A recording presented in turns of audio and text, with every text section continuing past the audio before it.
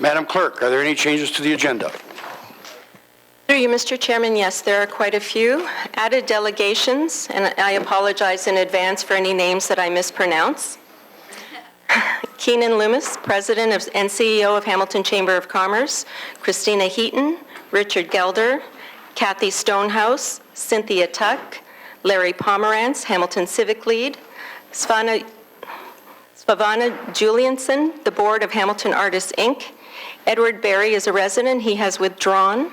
Lindsay Goddard, Sandy Leyland, Damon Starr, Brandon Curtis, Maureen Wilson has withdrawn. David Smith, Don McLean, Biljana I'm going to mess this one, I'm sorry, Vasilveska, Marcia Duncan, Kenneth Jackson, Adrian Mladenovich, Dave Barnett.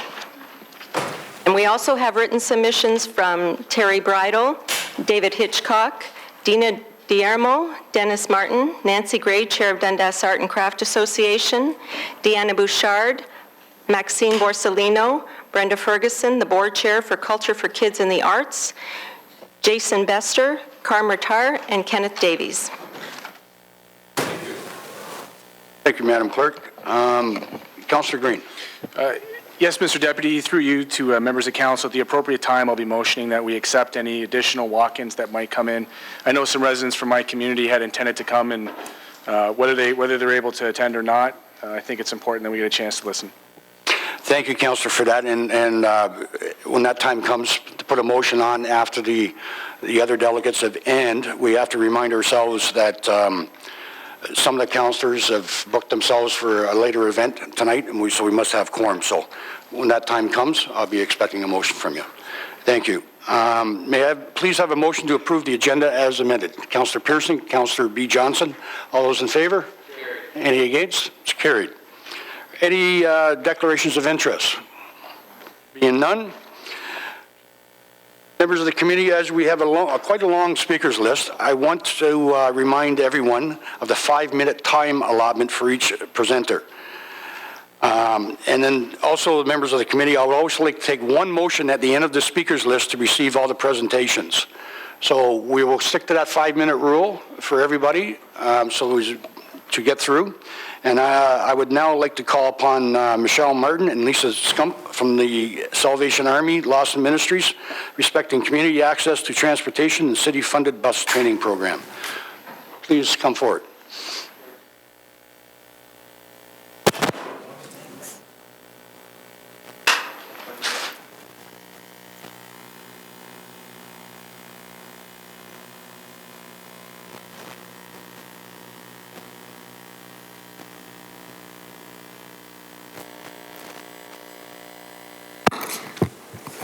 Through the chair, I'd like to thank the committee for the opportunity to speak about the Community Access to Transportation Program, a city-funded program that teaches adults with a developmental disability to learn to ride the bus. As you've seen in the preliminary operating budget with reference to Form S28, Accessible Transportation Services is requesting $350,000 to provide bus training to 200 more individuals over the next 2 years. And I'm here today to tell you why program funding should continue. Great. I'll be there. Thank you. Bye. Mom, I got the job at the bowling alley. That's great, Kevin. Yeah, I am so excited. When do you start? I start 3 weeks on Tuesdays and Thursdays. Uh-oh. Those are the days that I volunteer at the hospital, and your dad works all week. How are you going to get there? It was too far to walk to take my bike. Maybe I take the bus. But you've never taken the bus before. I could learn, but I need someone to help me. I could help. Who said that? I did. Who are you? I'm the narrator. I'm going to help you learn to take the bus. You won't be able to see me, but you will be able to hear my voice. Okay, when can we start? Right now. In fall of 2011, the city provided $400,000 to a 2-year training project, hoping to save money by diverting trips from DARTS to the HSR as Hamilton met its obligations under the AODA transportation standard to provide transportation to ambulatory individuals with developmental disabilities by creating opportunities for independent travel using a sustainable training model.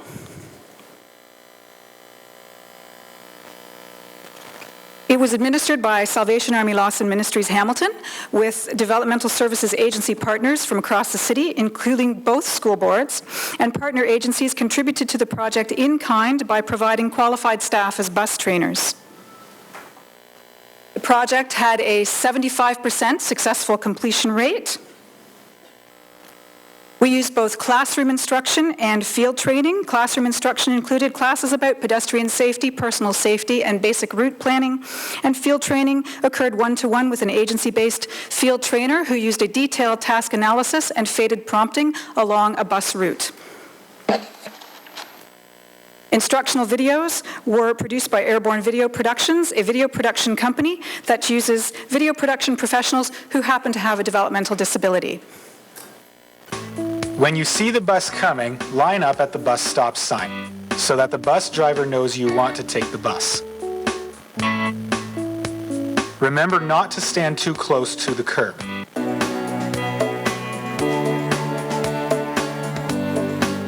Trust your instincts. If you get a bad feeling about a situation, go to a safe place where there are more people.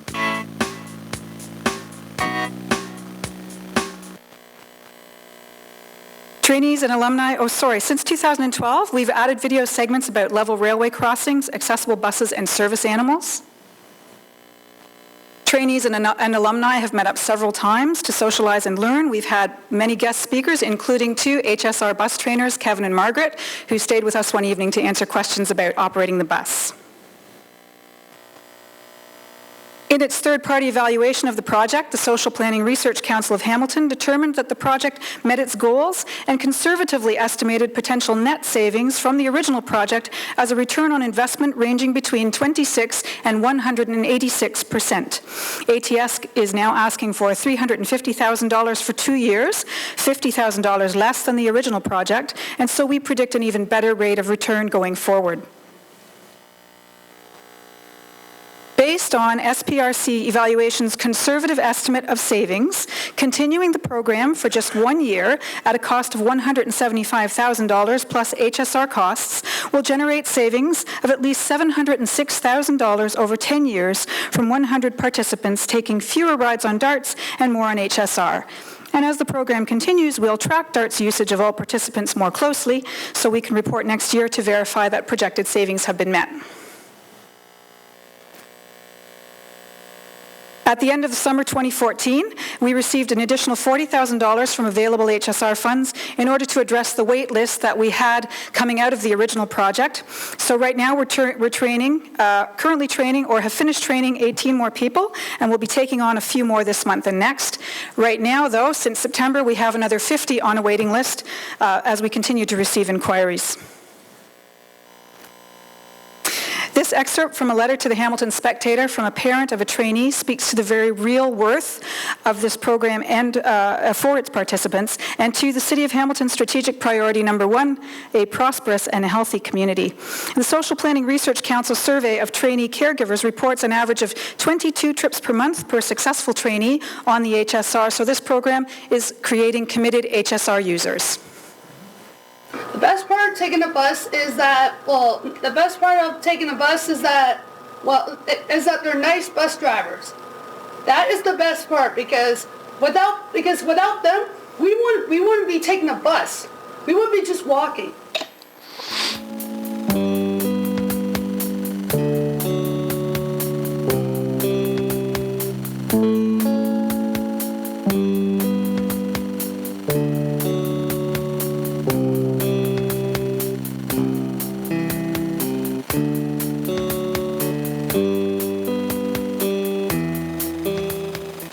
So I'd like to introduce you to committed HSR user Ben, a graduate of the bus training program. So Ben, do you want to tell us where you learned to travel with your trainer?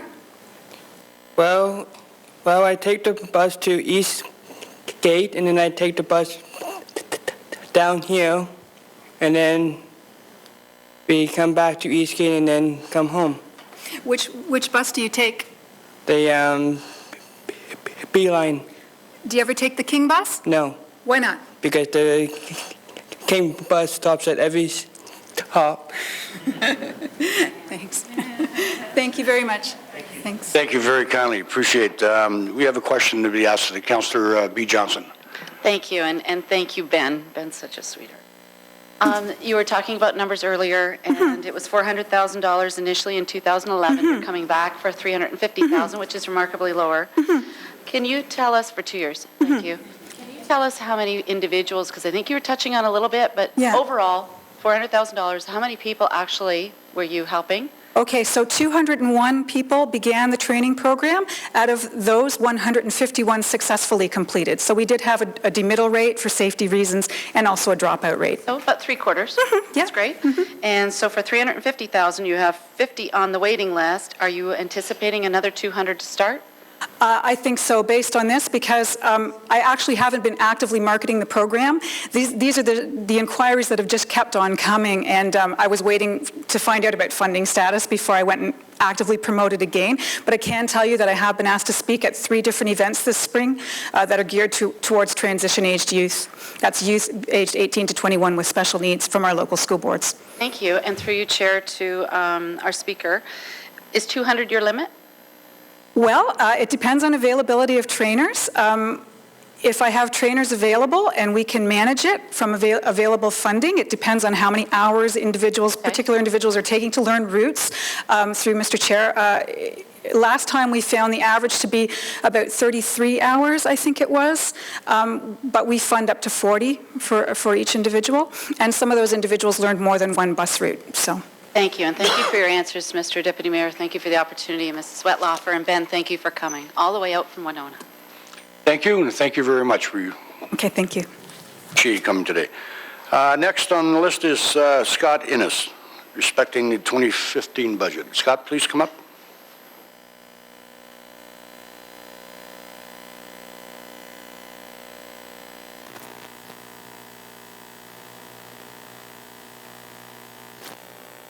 Thank you. Good afternoon. My name is Scott Innes. I'm a recently retired professional engineer. I've lived in Hamilton since 1959. I believe we can do a much better job with transit projects in Hamilton. Hamilton Council, you folks, have been ambivalent towards the large HSR projects that have been proposed, with good reason. 7 out of 15 wards in the city do not feel served by the HSR and do not pay the transit levy. The B-Line LRT is proposed to cost about $1 billion of provincial taxpayers' money and will only affect the Main King Lower City East-West corridor. The interest cost alone on this project is about $50 million. And if 2 million new riders are added, they will only add $4 million in fare revenue. Clearly the cost is way out of proportion with the benefits. Provincial money is not free to me, the taxpayer. Just because a solution makes sense in Toronto does not mean it's a good idea in Hamilton. We're a different city with different problems and different assets. The HSR has a chance, however, to become a key element in the success of the whole region. Here are 7 ideas. 1, the HSR could help to relieve the twice-daily traffic jam on the 403 that slows traffic to stop and go from the Link to the Queenie. I would suggest running an express bus route east along the Link, picking up commuters at each interchange and at the power center for Ancaster commuters, driving down the shoulder of the 403 like they do in Mississauga to the Aberdeen exit, adding and dropping passengers in the Fortinos Plaza to access both the Main King bus routes as well as the Dundurn King GO bus stop. Re-entering the 403 from King Street, driving along the 403 to the Aldershot GO. Each bus has the potential to take 50 to 80 cars off this overloaded access, and the car drivers will rapidly see the benefits of busing to the GO rather than driving when they're stopped and the bus passes them. This should be done as a joint venture with GO Transit because it needs to be integrated. These buses should be Wi-Fi enabled so that the commuters can work and skim the net while they commute. Second idea. Use the GPS and wireless communication already installed on the buses to space the buses and have the service arrive when the customers need it. We can take some pointers from Uber. 3 point. Make the poorly used routes more cost-effective by using minibuses and perhaps subcontracting the low-volume routes. 4. service new business development around the airport that was just approved, as well as the new passenger airline that was just announced, by running an express bus route from the airport to the downtown GO stations. This service can charge quite a premium.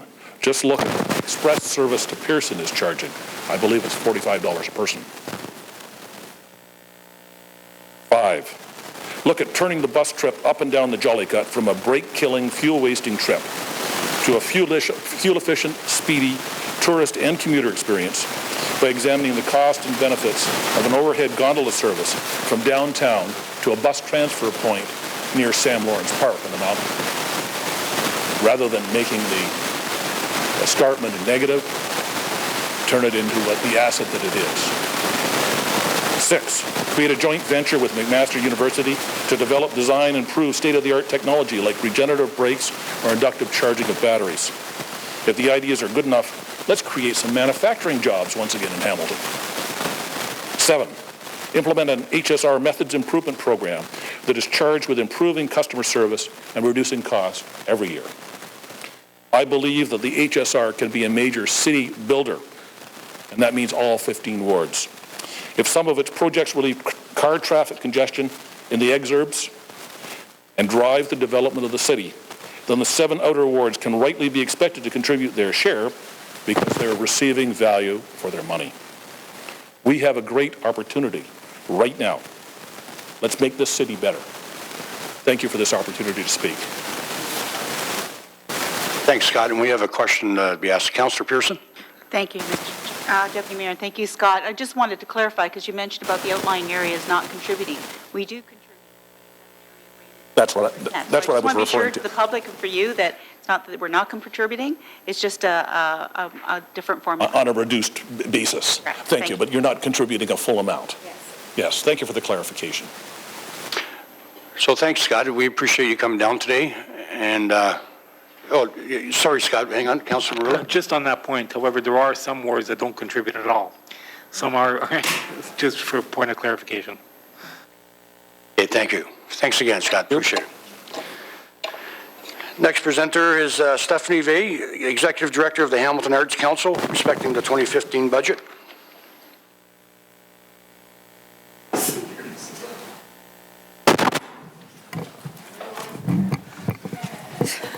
Is that working now? Yeah. Oh, okay. I wasn't sure what was going on there. Hi, Stephanie. Hello. Is that okay? Just making sure that that sound issue is taken care of now.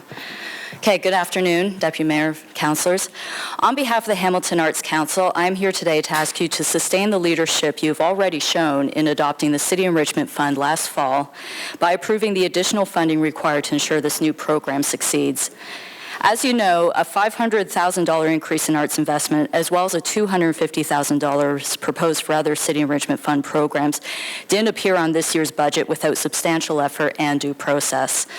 These requests are the result of 4 years of community-engaged research and development led by a volunteer task force of the Arts Advisory Commission and reinforced by consultations with hundreds of stakeholders in the arts. City Council played a substantial role in this work by having heard and approved the multiple reports brought forward by the Arts Funding Task Force, and most crucially by unanimously approving the City Enrichment Fund last September. By adopting this new investment strategy, including its 8 proposed arts funding streams, the city has shown its commitment to supporting the arts through a fair and transparent process that reflects best practices found across Canada. Council's leadership was instrumental in bringing about these long overdue changes and is even more crucial now in ensuring that the City Enrichment Fund has adequate funding to serve Hamilton's arts community. City staff have verified that the Arts Funding Task Force research demonstrating that an additional $1 million is the minimum amount required to deliver support through these new funding programs, and they've also created an attainable path for achieving that goal through a phased 3-year approach, of which this initial $500,000 request is a critical first step. Without this additional investment, the work of the last 4 years to rally the arts community and City Council around this new funding model will be seriously undermined, perhaps irreparably so. Many deserving arts organizations in all parts of our city have already submitted their applications to the new program in a spirit of good faith and hope that we simply cannot afford to ignore. If we cannot deliver on the minimum level of arts investment promised by the City Enrichment Fund, Hamilton will continue to fall far behind similar-sized Canadian cities in its per capita investment in the arts and struggle to retain the creative culture it needs to succeed as a diverse and inviting city. As recently as just a week ago today, the National Post wrote the latest in what I think we all know is a growing number of positive stories about Hamilton's revival. This one focused on the Royal Connaught and the flurry of home buying that's happening in our downtown. The conclusion of the article reads, and I'm quoting directly here, "The Royal Connaught aside, it would be an oversight not to credit Hamilton's transformative energy to the city's arts community, those behind the indie coffee shops, restaurants, and music and arts scene on James Street North. On every measure we use to call a city great, from the social and cultural to the purely economic, the arts deliver a huge return on even the most modest investment, such as the one we're discussing today. You could pour this $500,000 into market research, into an ad campaign, any of those sorts of mechanisms, and you would still fail to generate a buzz as authentic or as widespread as what the arts have generated for Hamilton just by doing what comes naturally to all of us who work in the creative sector. So long as we're still able to shed light on the city's forgotten corners, push the boundaries of the possible, and create experiences that connect people to their pride in this place, the arts will continue to be an essential part of our shared efforts to build a positive and progressive vision for Hamilton. Thank you. Thank you very much. And appreciate it. Any questions? Being none, we thank you very kindly. We appreciate you taking the time. Next one is Rodrigo Nero Perez, McMaster Students Union, respecting comments from full-time undergraduates regarding the bus lane closure and light rail transit.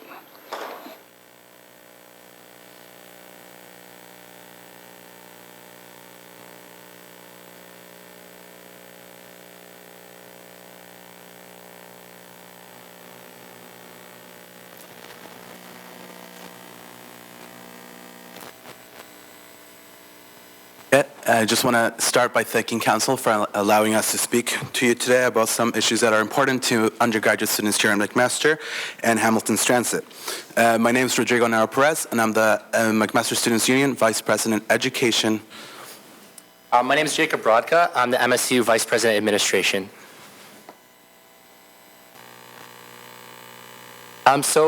To give you a brief overview of what we're going to be talking about today, since this is the first time that the MSU does present to this new council, we're going to give you a brief overview of kind of what our organization represents, and then we're going to touch on, as was briefly described, student retention and city engagement and how that's a priority for our organization, as well as transit with respect to bus lanes, LRT, and future conversations about how you can engage with our organization and how we hope to engage with council. So with respect to what the MSU is, we're an organization that represents all full-time undergraduate students at McMaster University. So our constituency yearly is about 22,000 students. We have 40 full-time staff members, 200 plus part-time students working for our organization, and amongst them, hundreds of volunteers. We offer 30 plus services in a variety of business units through the university. And on an annual basis, our revenue is in the range of $12 million. One of the priorities for our organization is student engagement and retention with the City of Hamilton. The MSU greatly values all the cultural, social, and employment opportunities that Hamilton has to offer. For the past 5 years, I'm proud to call myself a Hamiltonian resident, having spent my childhood in Milton, Ontario. We engage students through a variety of different ways. One of them that just occurred a couple of weeks ago was the Discover Your City campaign that we collaborated with the Tourism and Culture Division of the city to engage and highlight a variety of opportunities that students could engage with throughout the city. And that was done through our service, the Student Community Support Network, that engages also the local community surrounding McMaster. Unfortunately, something that it's a very real issue is that there are some students who have a preconceived idea about what Hamilton has to offer and are not as engaged or do not want to stay here. And something that we did back in 2012 was a Your City survey where we surveyed around 1,000 students and got their impression about the city. So we're just going to go a little bit of glimpses as to what that showed and how that ties in with transit. So to give you a brief snapshot at the current landscape as it was in the 2011-2012 year, some of the questions that we asked students was how often you're traveling outside of campus into the community. So as you can see from this brief snapshot, almost a quarter of the students who responded to this survey indicated that they're using or traveling outside of campus daily because they're a Hamilton resident. And moreover than that, the majority indicated that at least once or twice a week they are leaving campus. And beyond that, with respect to retention, a question we asked students was if they would consider looking for employment opportunities in the city. And a red flag, I guess, in our books was that a quarter of students indicated that no, they would much rather seek employment elsewhere. So this is a concern for us. And with respect to this survey, we are doing a Your City Survey 2.0. And that will be rolling out in the next few months. We're hoping to get kind of an update as to where students stand and how they perceive the city. But with respect to retention, this is certainly a red flag in our books. So whenever we talk about student retention, one of the issues that continues to be highlighted by students is transit. Whenever we discuss the city with students, something that they keep talking about is how the current system operates for them. Unfortunately, some students say that it is difficult to navigate, it can be counterintuitive, and they do not feel comfortable enough. Whenever we ask what is one of the barriers that you see when engaging the city of Hamilton, transit gets brought up time and time again. So just to give a little bit of a why is it that the MSU here has a really big part on transit is, for those in the room who do not know, every MSU member receives a 12-month HSR bus pass at a cost of $138. And if we calculate by the amount of members we have, that is around $3.05 million. With the 2014 revenue of $48 million, the MSU contributes 6.35% of the total HSR annual revenue. For us, transit, it is an imperative to have high quality and reliable service, so students are encouraged to explore and see all of the wonderful things that the city has to offer.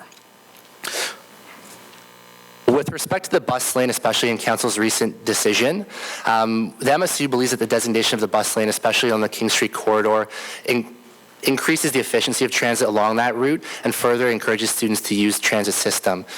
So by a unanimous vote of the MSU's council, the MSU condemns the discontinuation of the bus lane and urges City Council to not just reconsider that decision, but in the future and with future long-term recommendations, consider other ways that we can make public transit more efficient and easy to use.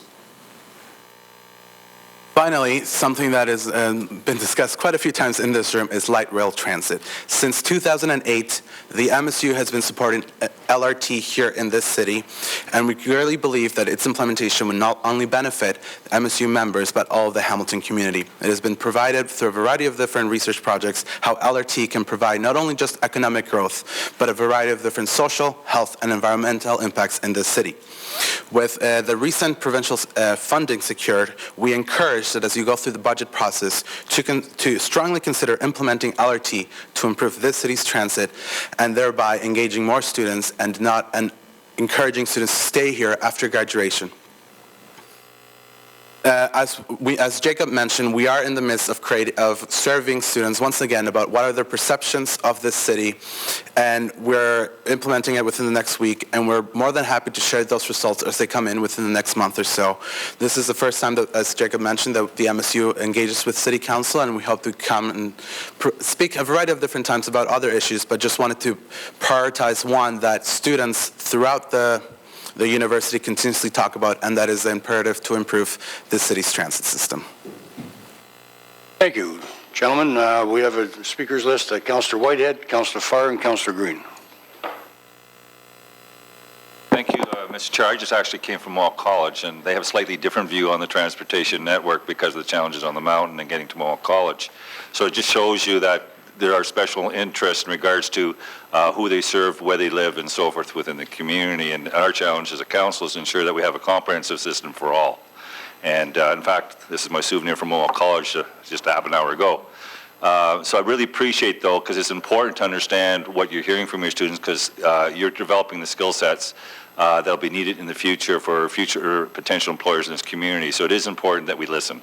So I want to thank you for that. The question I have for you is, do you have a breakdown geographically where the majority of your members live and where they commute?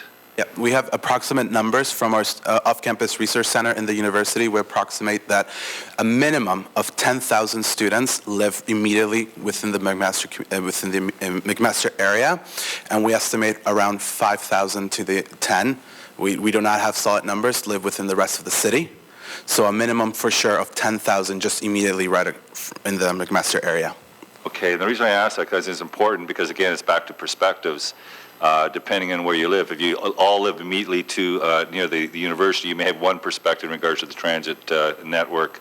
If you live on the mountain or Stony Creek and other areas, you might have a different perspective on the transit. So were you able to, you identify one issue, the bus lane, but it's a narrow issue relative to the larger cities. Did you narrow any other issues in regards to the transportation shortfalls?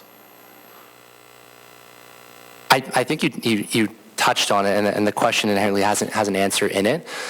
We also engage with the Mohawks Student Association and other organizations in the community. With respect to like the small issue that is like the King Street bus lane, the reason why we are bringing that up here today is more than just the fact that it's an efficient way to use a bus in one main arterial road. I think it's a part of a bigger picture, and that's a commitment from this council to look at and say that we are standing behind moving towards efficient transit in general. Whether that means progressing towards LRT, whether that means looking to further improve public transit for the numerous benefits that there is. It's part of a really multi-tiered approach to do a number of things. For example, one thing that I'm sure a lot of students in general, regardless of what institution you go to, can get behind is like revitalization of our downtown core and how transit relates to that. How can we attract young professionals to stay in the Hamilton community? Part of that is efficient public transportation. So I think there's a number of different issues that relate to it, and there's a number of different variables depending on where you are coming from. But I do think that there's also a number of common things, regardless of who you talk to from a student perspective, that relate to like the efficiency of transit in general. And I appreciate that. I think what I heard, I just came from the college, is that what's more important than dealing with one geographic area of the city is to make sure that you have a very robust public transit system throughout the whole city, which would, if you placed a greater emphasis on priority, LRT, one geographic area, or a robust transit system throughout the city, every time they would fall on that robust system serving the broader city. So I hope that is certainly a discussion that you're having amongst yourselves as well. Thank you. Thank you, Councillor. Councillor Farr. It was a great presentation. I got it completely, and I appreciate hearing from the future, which is you, and the retention tying into a modal shift and what our young people today are focused on in terms of what is an attraction for an urban center. What keeps them here, and transit factors in greatly to that conversation you're having today. Maybe we weren't having back when I went to MAC or whatever school the previous speaker may have gone to. But the whole point is that it's an attraction and it's a major focus. And congratulations, by the way, on making this city proud. My understanding is, I think I read it in the Toronto Star, your recent school elections blew every other university away. You don't have to convince me after reading that article that McMaster University students are not engaged, or very much are considering that voter turnout. So of 22,000, I think it was over 50% or close to it. So well done, guys. Great presentation. Much appreciated. Thank you. Councillor Green. Through you, Mr. Deputy Mayor, to our presenters, I want to thank you for bringing this presentation, although anecdotally, you know, we all get a sense of the power of the student body at McMaster. Your presentation very clearly outlined what it is that you bring in terms of a contribution to the community. And I hope that you continue to collaborate and to create a kind of a collective voice with the other learning institutions, be it Redeemer or Mohawk College. Hopefully we'll have, you know, perhaps Mohawk College present on behalf of their Students Association. It'd be good to hear from them directly what their position is on transit, because I think that is a very good point brought up. And not to take away from my councillor colleague, I would also prefer to hear them present and communicate for themselves what it is they'd like to see out of transit. But I encourage you to continue to stay the course with this conversation. As you know, decisions will be made over the next few months, and I'm certainly hoping that we'll see you more frequently, making sure that you are making your voices heard. Thank you very much, Mr. Deputy Mayor. Thank you, Councillor, and thank you, Rodrigo and Jacob. We appreciate you coming down. The next presenter is Claire Lahid from the Executive Director, Dundas Valley School of Art, respecting the 2015 budget. Claire, could you come down, please?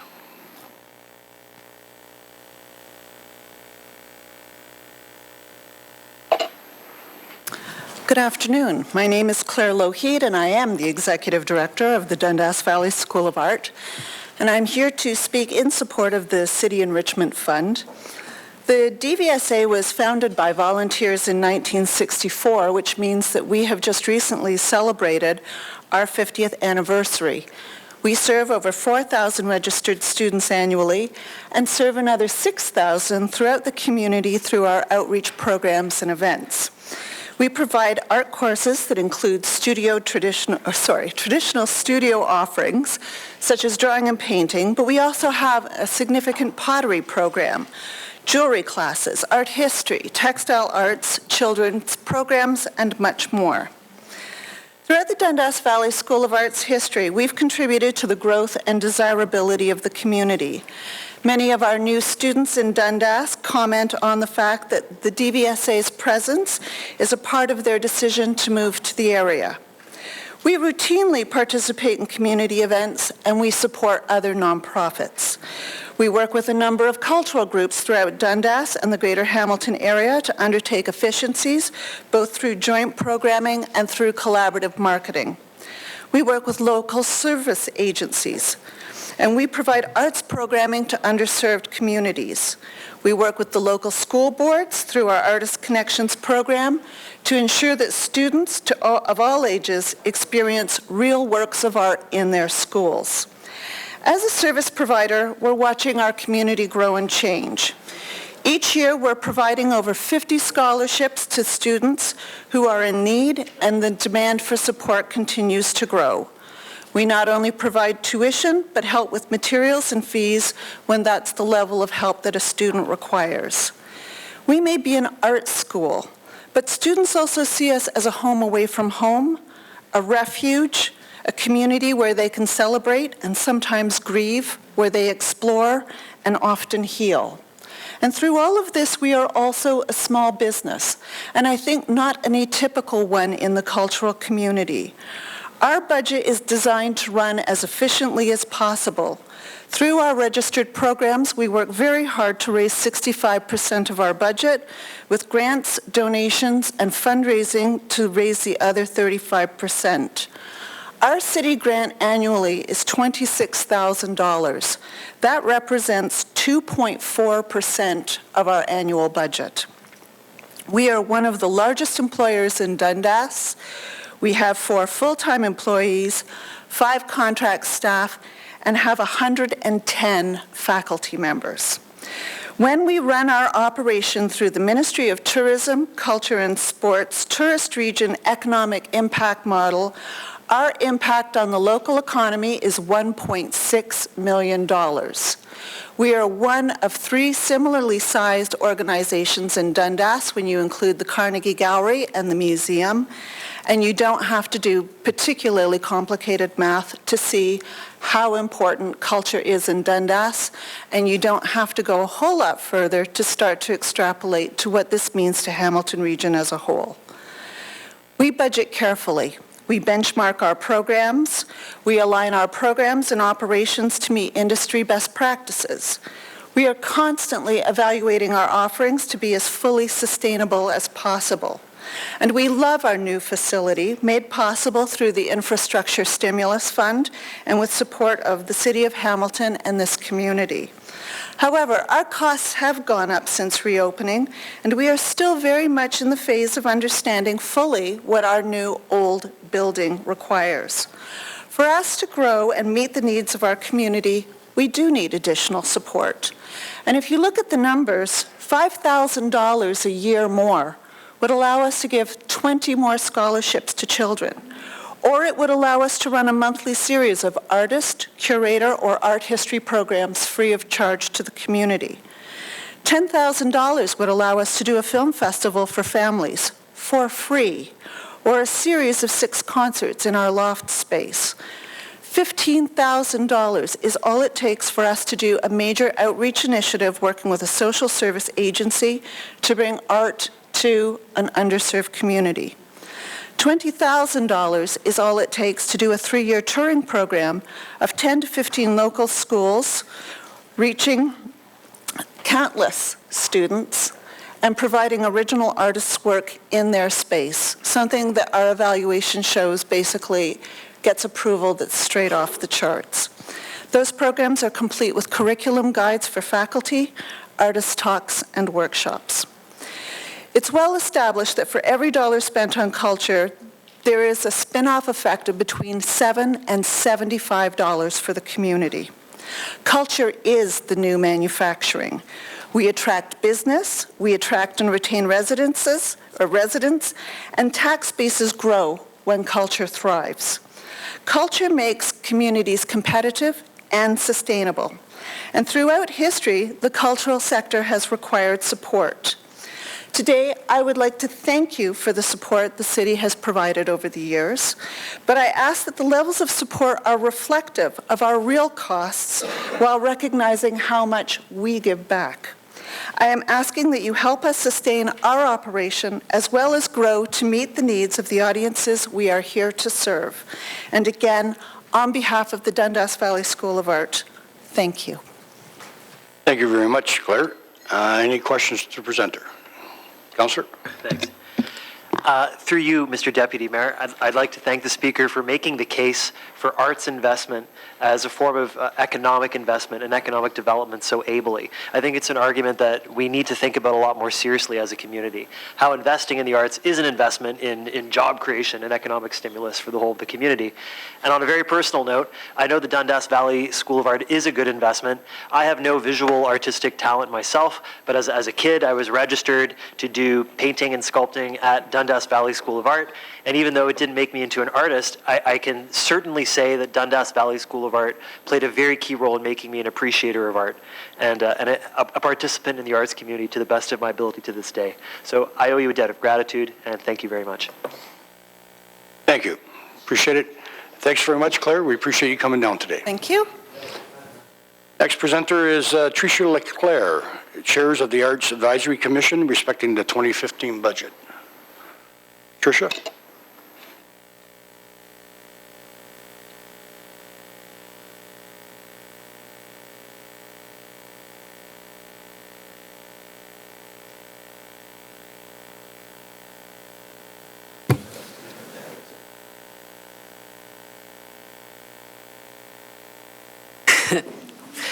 Looks like everybody's engaged in something else here. Okay. So for the purpose of new council and for those returning, my name's Tricia Leclerc and I'm Chair of the Arts Advisory Commission. And this is an appointed citizens group responsible for advising City Council on arts achievements and issues. I'm here on behalf of the Commission to advise you, our City Council, to support the recommended funding increase of $500,000 for the Arts and Festivals stream of the new City Enrichment Program as presented and supported by Council, well, not supported by Council, but presented by John Hertel and supported in terms of considering for the 2015 budget. Council has been aware, actually, since the term of 2006, closer to the end of the term of 2006 and 10, that arts funding has not been effective. We have the Arts Advisory Commission, before my time, engaged in 2 events, major events called the Big Picture and the Bigger Picture, where arts community representatives were engaged with discussion and were given the opportunity to give input in terms of what was working and what was not working in our arts community. This Arts Advisory Commission had the foresight to do this, and the message from the arts community back then was loud and clear, was that arts funding is poor and the current funding program was not fair or equitable. So then we came back to the council and we said, this is what we hear, and council turned around and said, go forth, put together an arts funding task force, put a working to group and come up with a plan. So we did all this research, and the Arts Funding Task Force was a group of volunteers that were representative of the arts industry. They were specialists in their field. They spent over 4 years researching, consulting, facilitating meetings, meeting individually, meeting groups, to come up, and working with Hill Strategies to come up with the right information to find out where Hamilton was at in terms of arts funding. And with that 4 years of work, 4 hours, 4 years,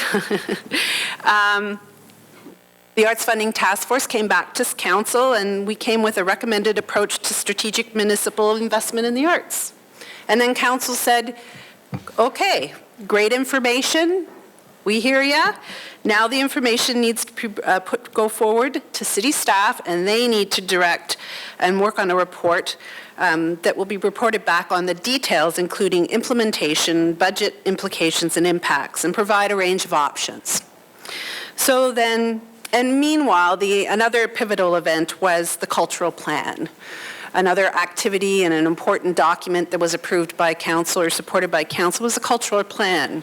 And this document outlines some key recommendations that say we need to recognize culture as an essential tool in city building and plan for culture in our community, invest in culture, develop and facilitate cultural programming, recognize and celebrate achievement in culture, leverage culture as a tool in downtown and community rejuvenation. That's just a few of them, but those were the ones that obviously relate to the arts. But it's a bigger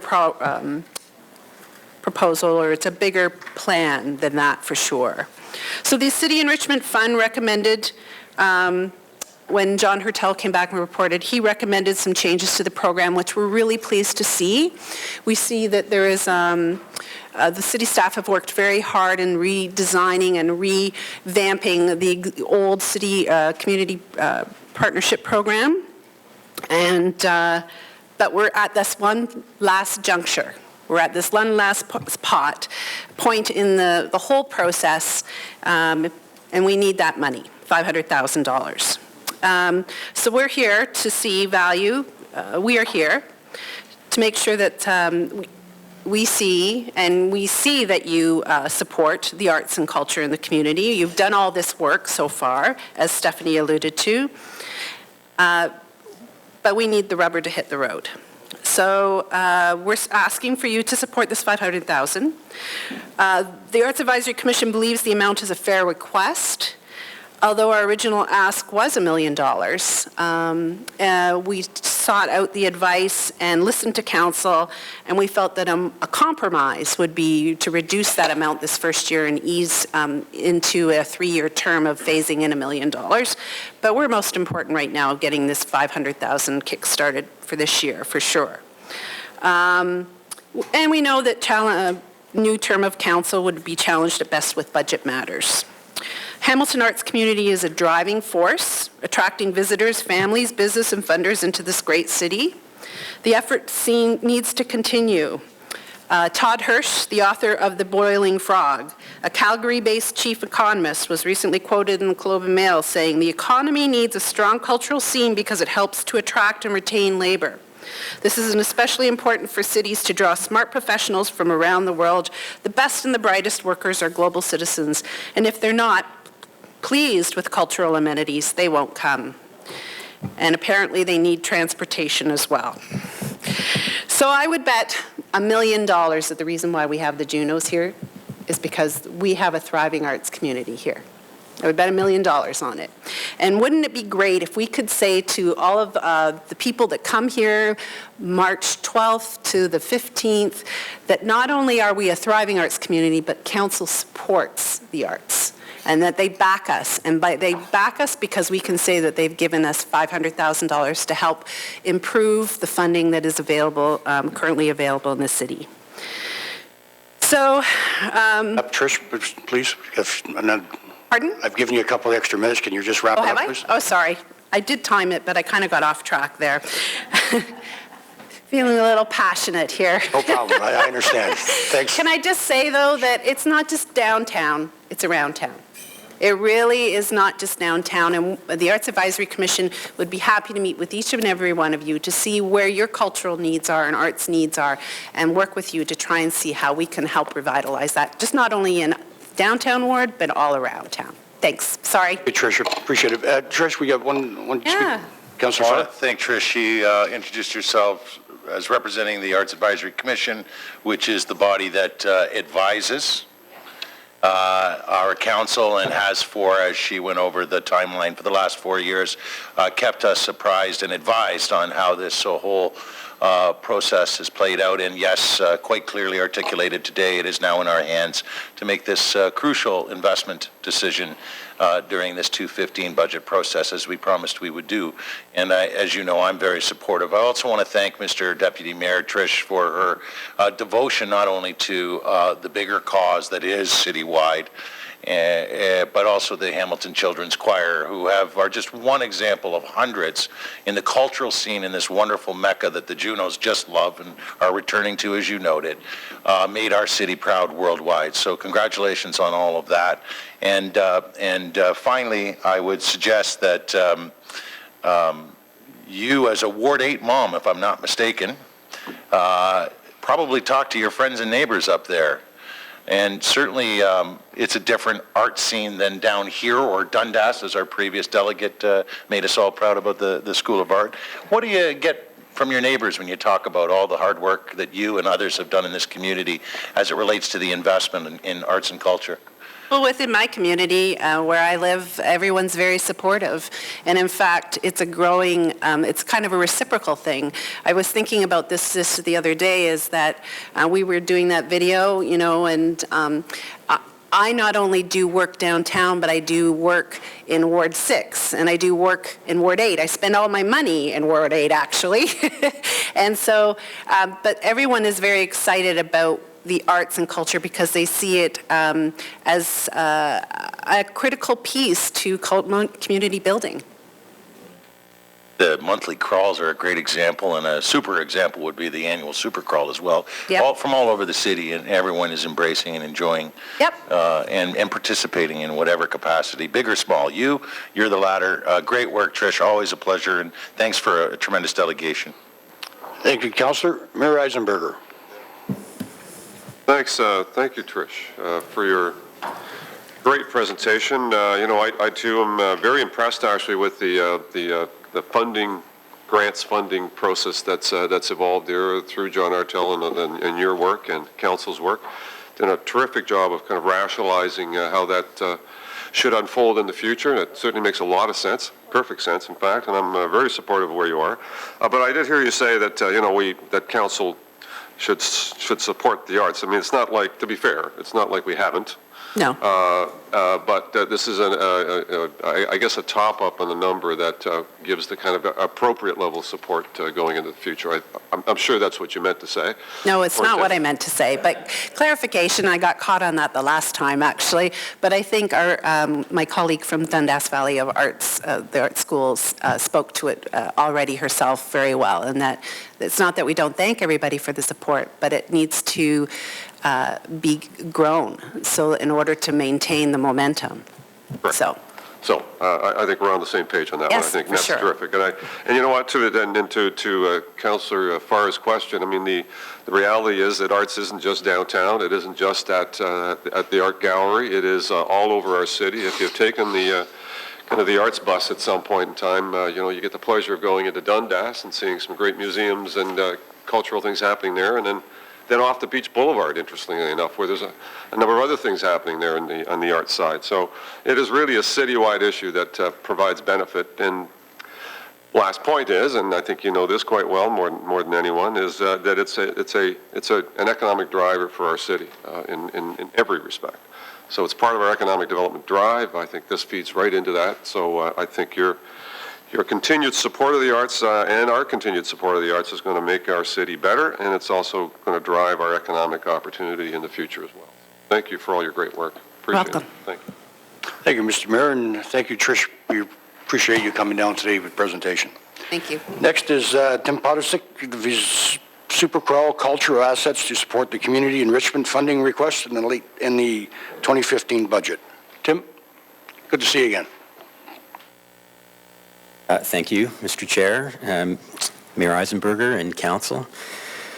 I'd just like to thank you to providing me this opportunity to delegate on behalf of the arts community today.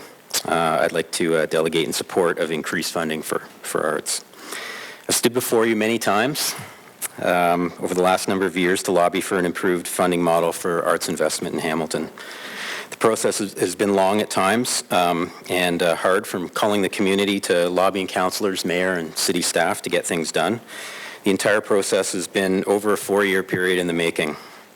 We are now into our second term of council, and the community continues to stand behind their desire for a new funding model. The increased funding request is before you to consider, and based on the years of community consultation, city reporting, external reporting, and the hundreds of community advocates who have a strong desire to see this through, we'd urge you to approve the request. Not even a year ago, Council approved the Community Enrichment Fund, a new model that improves efficiency for the community and city staff, but also establishes a model with strong governance and accountability. Continued improvements to this fund are required. One of those improvements is to increase the base level of funding offered to the community. The community is far outpacing the current investment model in scope and magnitude. The model itself is designed with an increased investment built in, and the last thing the community would like to see is the model partially implemented. As you know, over the last number of years, the community has grown leaps and bounds. It's one of the main economic pillars of Hamilton, and I think it deserves the respect, being recognized as one of Hamilton's major economic drivers. Just as one example, Supercrawl, of which I run, had over a $10 million economic impact last year. And we are not alone. All of the large organizations in Hamilton provide multi-million-dollar economic impacts to the city of Hamilton year over year. The arts community in the city of Hamilton are poster children for economic stimulus. From large organizations all the way down to individual artists, the arts community is an organic community unto itself that is continually striving to be self-sustaining and vibrant. All levels of the community work together to create the sustainability. The vast majority of press coverage Hamilton has seen is based around arts. This press coverage is helping reshape the image of this city. Once considered only for manufacturing, Hamilton is now seen as a diverse, robust city with considerably more to offer its citizens and tourists. The arts community also speaks clearly to the vision that Hamilton City Council and staff follow in daily due diligence to make this a great city. The best place to raise a child, promote innovation, engage citizens, and provide diverse economic opportunities. Arts are one of those 4 pillars of the city, that the city's revival, that speaks directly to this vision. This is a call to action. In conclusion, my point for all council to consider is pass the increased investment of $500,000 in the budget before you. Thank you. Thank you very much, Tim. Councillor Farr.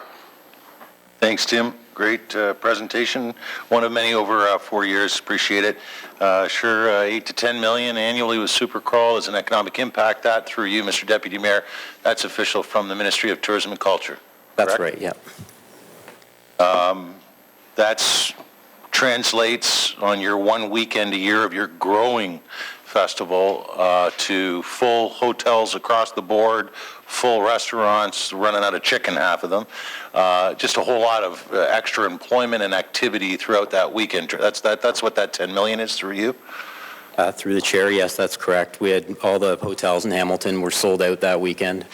All the restaurants do a tremendous business. We do business surveys of all of the businesses on James Street North, James Street South, King Street, Main Street, all within the core.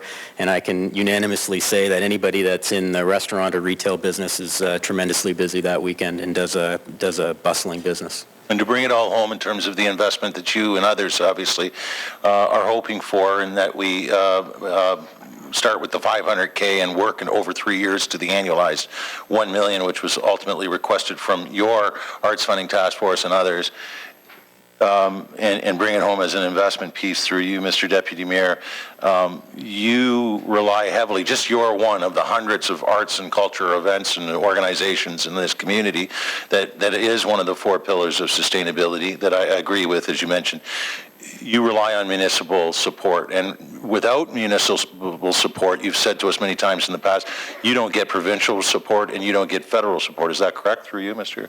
Through the chair, yes, that is correct. With $80,000 that's given to Supercrawl, we lobby that money, and over $340,000 from the province, $135,000 from the federal government, $250,000 from private investment to get our budget, plus our actual income that we earn during running the event from vendors and whatnot, will be over $1 million budget this year, and we could not have done that without $80,000. So if you look over the period of time that we've been invested in from the City of Hamilton, when we started with a $4,000 investment and a $30,000 budget, in 7 years we've grown to have an $80,000 with a lot of lobbying and help from my counselor, a lot of lobbying to get that dollar figure up to $80,000, but now we're at $1 million budget. So imagine what could be done if we're funding other groups in the same way, and the amount of money that can be captured through the provincial and federal government and private sources.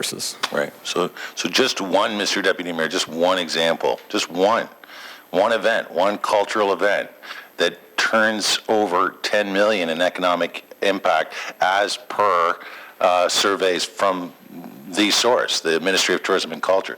So if you're going to make the investment argument, this one's pretty much textbook. Much appreciated, and I look forward to working with you again this year on Supercrawl. Thanks for all you do, and the rock and roll real estate and all that I just recently read about as well. And that private investment you're making in the area where we've built up, we didn't even talk about what Supercrawl and the art crawl and the scene on James North has done for real estate investment and assessment growth in our city.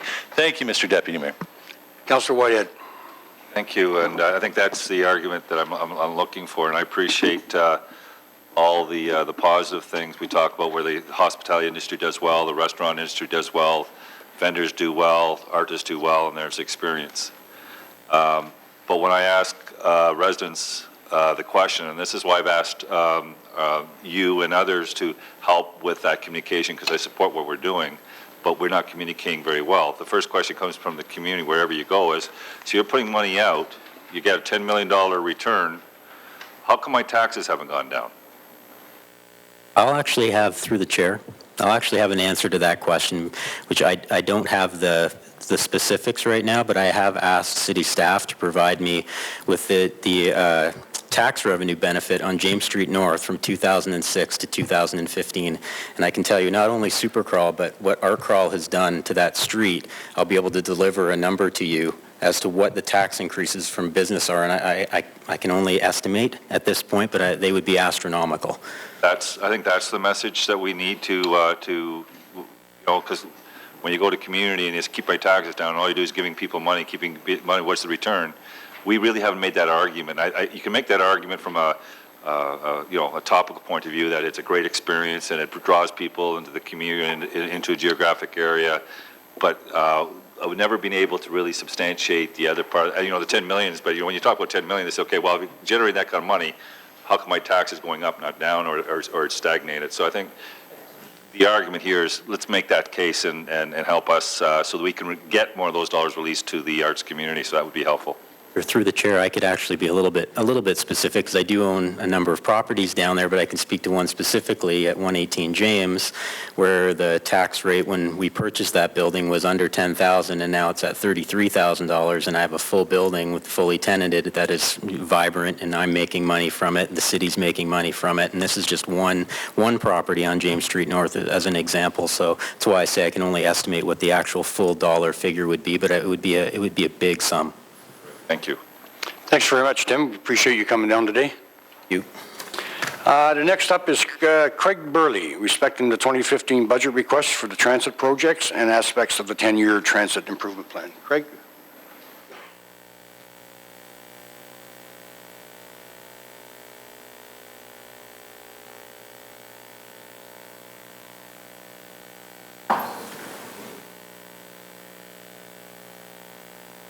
Got Craig here? No? Okay, if he does come in, we'll put him at the end of the list. Okay. Next is Keenan Loomis, President and CEO of the Hamilton Chamber of Commerce. Keenan?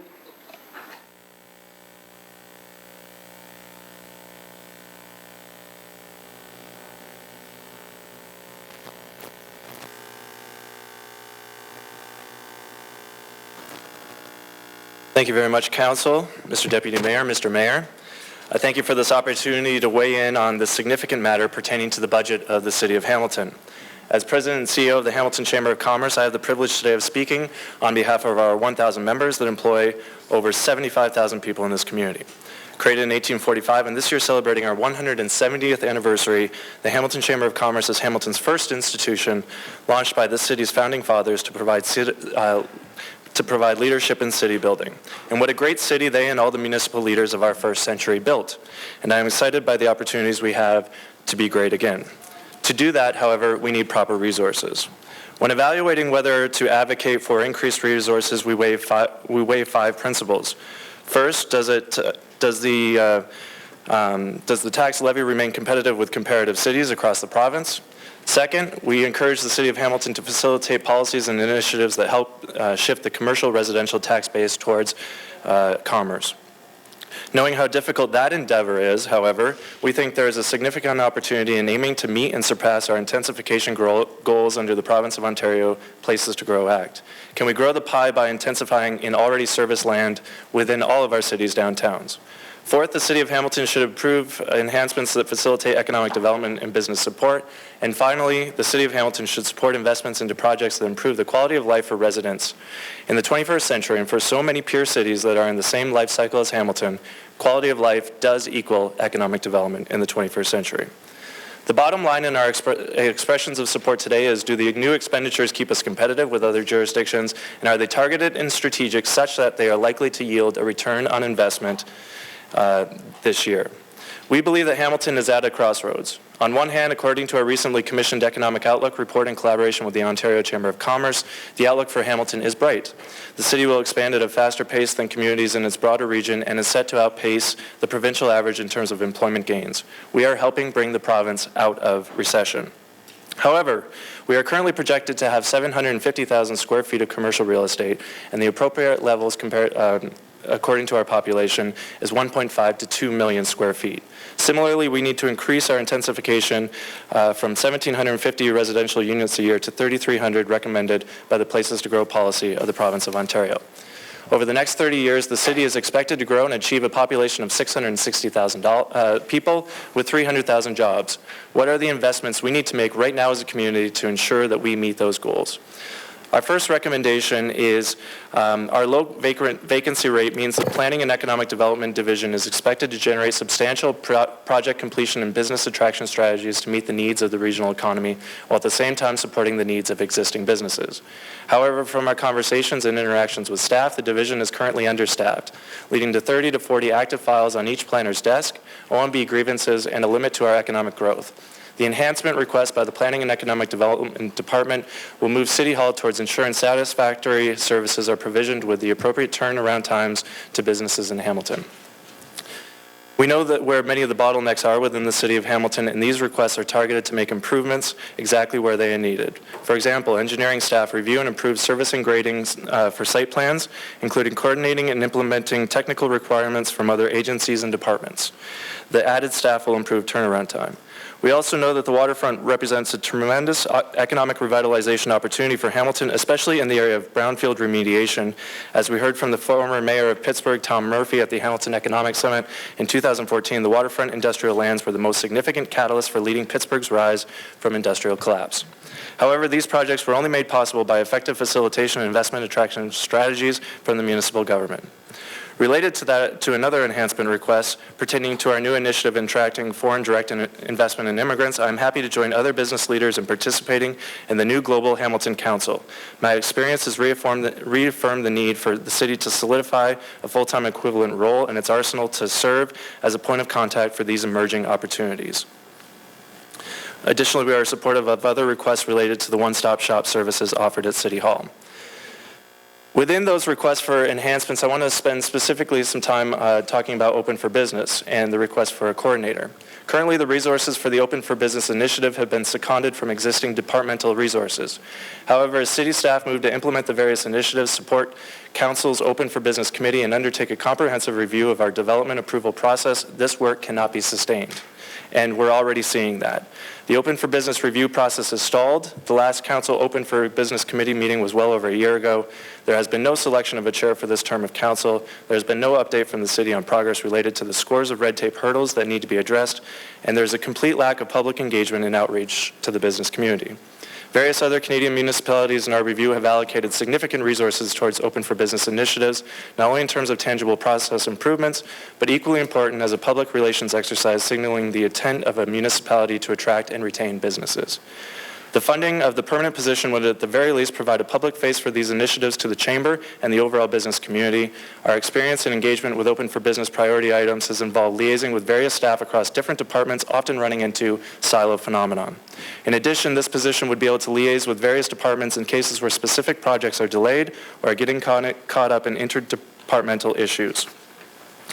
Our third recommendation is for the arts community. We've had a number of people up here from the arts community today. They do amazing work. And we know that the arts community has done extensive consultative and research work over the last 5 years, leading to a recommendation for increased funding for the arts that we wholeheartedly endorse. The Chamber is fully behind the sentiments of so many of the findings in the survey provided by the Hamilton Arts Council Funding Task Force. And our leadership has long recognized the role of arts and culture in our belief that quality of living is one of the biggest economic assets in our city. It is widely accepted that municipalities have a role to play in providing consistent and sustainable funding for the arts community. The current regime of funding has a piecemeal project-based funding approach, with Hamilton ranking 7th out of 8 cities on funding per capita. The Community Partnership Fund has remained at approximately $3.2 million since 2000. The needs of the community have understandably grown during that period, even beyond inflation. The allocation of $1 million phased in via the City Enrichment Fund will go a long way in creating a stable and collaborative arts ecosystem in Hamilton. Without new funds, the only way that one organization can increase its allocation is at the expense of another arts organization. This has created a divisive and destabilizing dynamic between our organizations. Those are the 3 recommendations I'm talking to you about today. I'll be back at some point in the very near future to address transit. We heard from some colleagues from the McMaster Students Union. They were spot on, and I will elaborate on those comments at some point in the near future. Thank you for your time today. Thanks, Keenan. We have Councillor Whitehead. Thank you. I appreciate your presentation. Did you read the article that was out recently? It's called Rust Belt. Yes. Did you get the essence, what they were talking about in regards to Portland, Oregon? And I guess they went the Richard Florida model, creative class. And right now, Portland, Oregon has got the highest unemployed, educated youth in the country. So clearly something's gone wrong. What would you think that is? I've never been to Portland, Oregon, Okay, so I wouldn't... The reason I'm asking the question is balanced approach. So I guess my concern in a balanced approach, I mean, and this is economics, is that you have transference of wealth, which is a lot of your commercial kind of stuff, or your arts, and you have a creation of wealth. You can put the arts in that category as well. But creation of wealth is bringing money into the community. Transference of wealth is just shifting money within the community. And for a community to be sustainable, you have to have creation of wealth. So here's the question I have for you.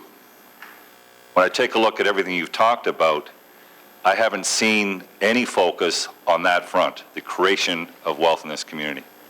I think all of these were pertaining to strategic investments that we make right now that ultimately do lead to the creation of wealth. We heard from many of the people from the arts community that the investments in their organizations do yield return on those investments. We know as well that investments in planning and economic development that were made during Mayor Eisenberger's first term also have yielded results. The enhancements that we're advocating for here are just more to that so that we can yield more in return. Okay, so I'm talking about the Maple Leafs, the Navistars. I'm talking about, I haven't heard a lot from your presentation that focuses on that front, and that was my point. Well, we know that economic development, through you, Mr. Chair, the $2 million that was allocated to economic development a long time ago did yield the Navistars, did yield the Maple Leafs, and I think one of the recommendations is to add 4 new staff within that regime. So I think that would just increase our capacity to do that very thing. I think what we have to understand, and I know ECDEV is understanding this as well, is that how we do economic development in the 21st century has changed from how we used to do economic development. And so when we're talking more about quality of life now, it's very difficult for us to compete against the South Carolinas, the Tennessees, for example, that are throwing millions and millions of dollars to companies, to large manufacturers. And it's difficult for us to compete with Western New York, which is also throwing a lot of money at new companies. And so I think what we need to understand is, where are we not competing? And I think within the quality of life within this community, Hamilton is surviving and is succeeding because it's a great alternative to Toronto city living, and people are flocking here all the time. And because we have authenticity and we have this history that we've been building for decades upon decades, that's our competitive advantage. And so we need to continue to invest in that going forward. That's how in the 21st century we're going to be a great city again. So the concern I have, and I think this is a visioning exercise, is do we want to be a bedroom community, or do we want to be a community that generates wealth? I think we can be both. I think that ultimately, if you're looking at meeting our intensification needs, and I always wonder, why aren't we focused on bringing 100,000 people into the lower city? I think we can easily accommodate it, and the lower city is already serviced. I think that there's some updating and services that will be needed, but I think generally we understand that brownfield development, or development on currently serviced lands is better than greenfield development in the 21st century and over the long term. And so we have to be focused on those particular endeavors, meeting our intensification needs, for sure. Thank you. Mr. Mayor? Thank you, and I appreciate your presentation. I think we're a chamber has been and continues to be positioning itself and the city to be an economic driver and to continue to grow revenue. So I really appreciate the approach here. The one area I wanted to focus on was your recommendation number 2, which is open for business coordinator. So coming back, I understand that we're close to a final report on the open for business problem, if I could characterize it that. So I'd want to give credit to the committee for getting us that far, and hopefully coming forward with a report that will identify what we need to fix to be truly open for business. So are you then suggesting that once we land that we then look at an open for business coordinator, or are you meaning to drive issues now? I'm speaking specifically to the enhancement request made by economic development within the budget that's currently on the table. We know that open for business needs more resources, needs more time, needs more attention, needs greater collaboration among the various departments that are impacted or are implicated within the open for business review. And I know specifically, as a result of many interactions I've had with city staff, that there are a lot of silos, and there is not a lot of coordination being done at the highest levels, and with council not meeting, the Open for Business Committee not meeting, there's not a lot of pressure to do so and to collaborate. Specifically with regards to the website, for example, we know that planning and economic development is enhancing and improving the systems that basically do a lot of the work that needs to be done. But we also know that there's very little collaboration going on between the people that are implementing those new systems and the people that are launching the new city website. And at some point, they're going to have to mesh seamlessly. And I don't know if I'm expecting that when the city's website launches fairly soon, that there will not be a business part that will be functional at the time. Okay, so good point, and I certainly kind of put a lot of hope and faith in the upcoming report that will identify the problems. I think then we have to drive towards solutions. So completely, I think we're on the same page on that one. I think we have been for quite some time. It would be just great to finally get to where everybody wants to be, which is to be truly open for business. And I'm sure you're there as well. So I take your point. I appreciate that. Thank you. Right, thank you, Keenan. Much appreciated. Christina Heaton.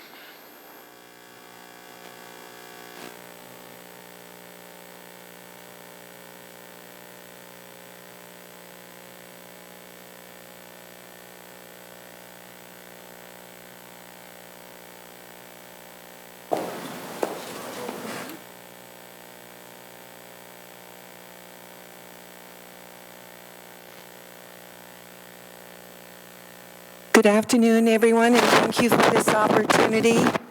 Thank you for this opportunity to present this narrative. I think this is good. This is good right there. My narrative goes not quite as structured as the last speaker, but basically how the budget should be structured, in my opinion, to make Hamilton's transition be a showcase of urban development, not only in the GTA, but in the global arena. Having run for office in Ward 2 recently, I became familiar with the needs and dynamics of the city. I walk, ride my beautiful aluminum bicycle, and occasionally drive, and sometimes take the bus, but I've found in navigating my way around this town, the bump outs that restrict traffic flow are extremely dangerous. Upon retiring, I jumped into community activities like the participatory budgeting process and discovered all the true elements existing with regards to poverty, crime, and poor transit. Realistically, out of approximately 1,000 people, only 26 people voted for the bike lane. Not an accurate representation for the city. Wilson Street westbound, which I walk all the time going to the gym, has no traffic. I'd like to move the mobility corridors from Cannon Street, where all the congestion is occurring, particularly when the Pan Am Games arrive. It's going to be a nightmare. I'd like to see that corridor move to Wilson Street and then connect certain alleyways to be people-friendly. We'll be seeing the advent of many more e-bikes, and there is a need for dedicated pathways. Niagara-on-the-Lake communities are allowing pedestrian and scooters on the same pathways. Another point, atmospheric carbon levels have caused havoc with our climate, and we need to consider our part to change that. I would like to see improvements in our overpass infrastructure along Burlington Street to possibly have a continuation of a road go over the harbor or somehow around it. St. Catharines is a good example. Microplastics, mussels, and many other toxic pollutants have compromised the health of our waterways and our lands. Since we are on the elbow of the GTA horseshoe and an industrial port city with some great work done in the environmental fields, we should do and could do more in recycling efforts, thus creating more jobs. In my view, the heritage people and upscale developers do not meet with a palatable convergence of ideas. With the extremely high numbers of people that need specialized housing that is affordable, we need to designate how areas are developed. We cannot put the entire social services network, methadone clinics, health and dental buses, etc., working in the core on every corner, all serving people for free, and then expect to be market-driven for condos. To blockade access to the waterfront and expect community children to play together in the streets, to me, makes no sense. The number of halfway houses with pedophiles, etc., demonstrates this danger. The roadways need to create smooth vehicular movements to mitigate levels of toxins. If the air is red, will you send your kids out there to play? People love their vehicles and are usually in a hurry, so I would like to see more angled parking to accommodate the lifestyles of today. Businesses need more parking spaces directly out front, not 15-foot wide sidewalks. I walk it all the time. I'd like to see some of Hamilton's heritage brought ideas maintained, for example, supply merchants with awnings. Bring an element of bringing it all together to protect pedestrians and festival goers. Work with other levels of government, and this is a thorn in my side, to create work programs and volunteers for inmates. I know I'm a bit hard on this point, but paying them, I'd like to see paying them a small honorarium, using a real bank account, and teach them the values of money management.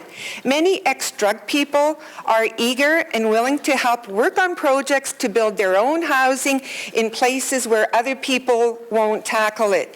We need to enable these people to contribute more and feel self-worth. feed a man a fish he eats once. Teach a man to fish, and he will manage. As I said during an opening prayer for City Council almost a year ago, I do see Hamilton rising like a phoenix out of the ashes. I see Hamilton emerging as a great steward of innovative thinkers as well. Thank you for your time. Thank you, Christina. We appreciate it. And any questions? Being none, we appreciate you coming today. Next speaker is Richard Gelder. Yeah?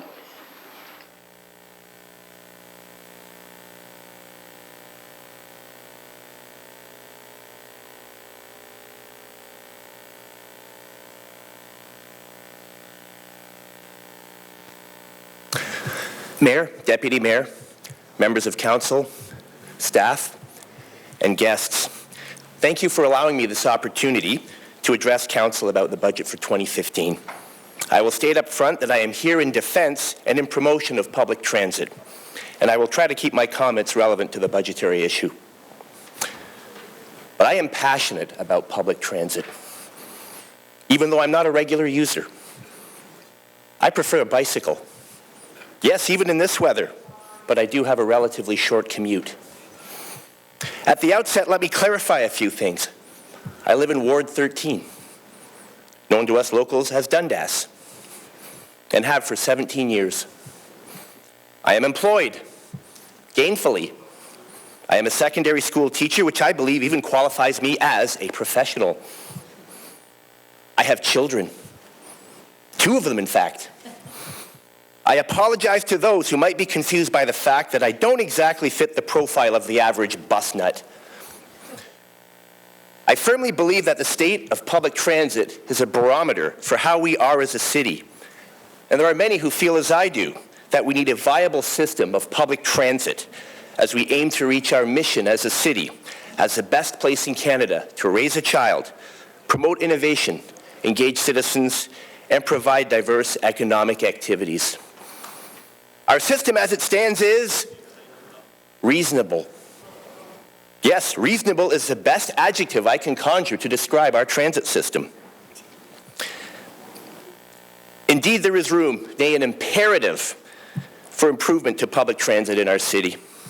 We are fortunate to have a blueprint for transit in the form of the 10-year plan, whether it's enhanced rapid transit corridors, new buses, or working with Metrolinx towards light rail transit. The time to invest is now. Esteemed councillors, transit matters. It matters not only for those who have no choice as a function of economic reality to take the bus, but also for the creation of a vibrant and sustainable city. Because we are falling behind in Hamilton. Car travel is still seen as the default option for getting not only to work, but just around the city. This in a world with finite resources, where that is a reality, and where climate change constantly looms. I see this every day. During my 4-kilometer bicycle commute, westbound up Governor's Road in Dundas.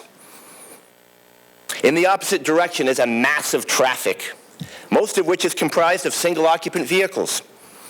Up close, I taste firsthand the fumes of a city crying out for better transit, because there are alternatives. And make no mistake, Council, there is a need for transit, even in Dundas. If our councillor would take up the challenge and ride transit to City Hall for even a week, she would see that the morning buses are packed. Packed with people heading to jobs in the core. Packed with students heading out of Dundas towards programs of choice in high schools across the city. Packed with people making a difference in choosing a mode of transport other than the private vehicle. But transit remains an essential, even life or death reality for many people across the region, and not just to a few urbanites in the lower city. We have an aging population that needs access to medical appointments. We have those students who school boards are on increasingly limited budgets are insisting take public transit if they want equitable access to programs of choice such as French immersion. We have people with disabilities for whom DARTS isn't always the most available or even the best alternative. And yet, public transit in Hamilton, in particular, suffers from a stigma. At what point did using public transit become déclassé? It is a way of getting around in not only larger cities like Toronto and Vancouver, where gridlock is ever present, but cities similar in size to Hamilton. As an example, we are light years behind Ottawa, where light rail transit has been present for a decade and is being expanded as we speak. Why is there a perception that transit is for poor, lower-class people in the lower urban part of the city? And at what point did public transit become unsafe for young people? Why do parents go so far as to forbid their adolescent children from traveling to parts of our great city using public transit?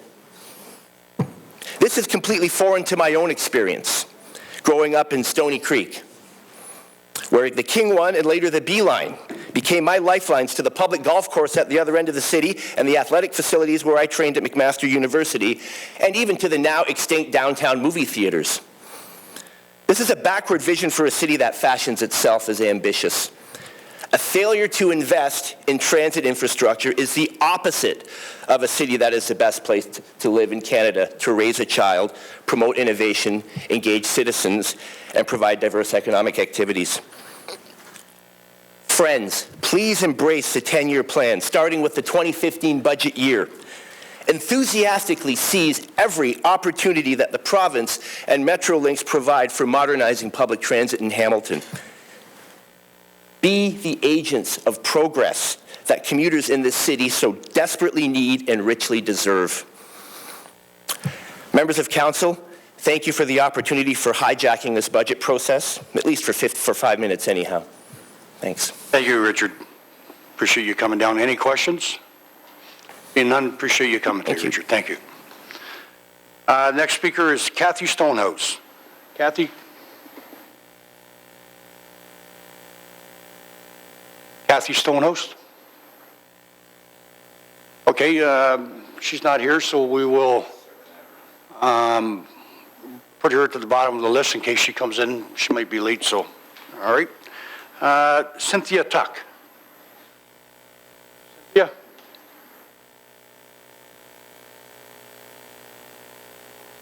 Same, in case they come in, we'll announce their name again. Larry Pomerantz. Larry?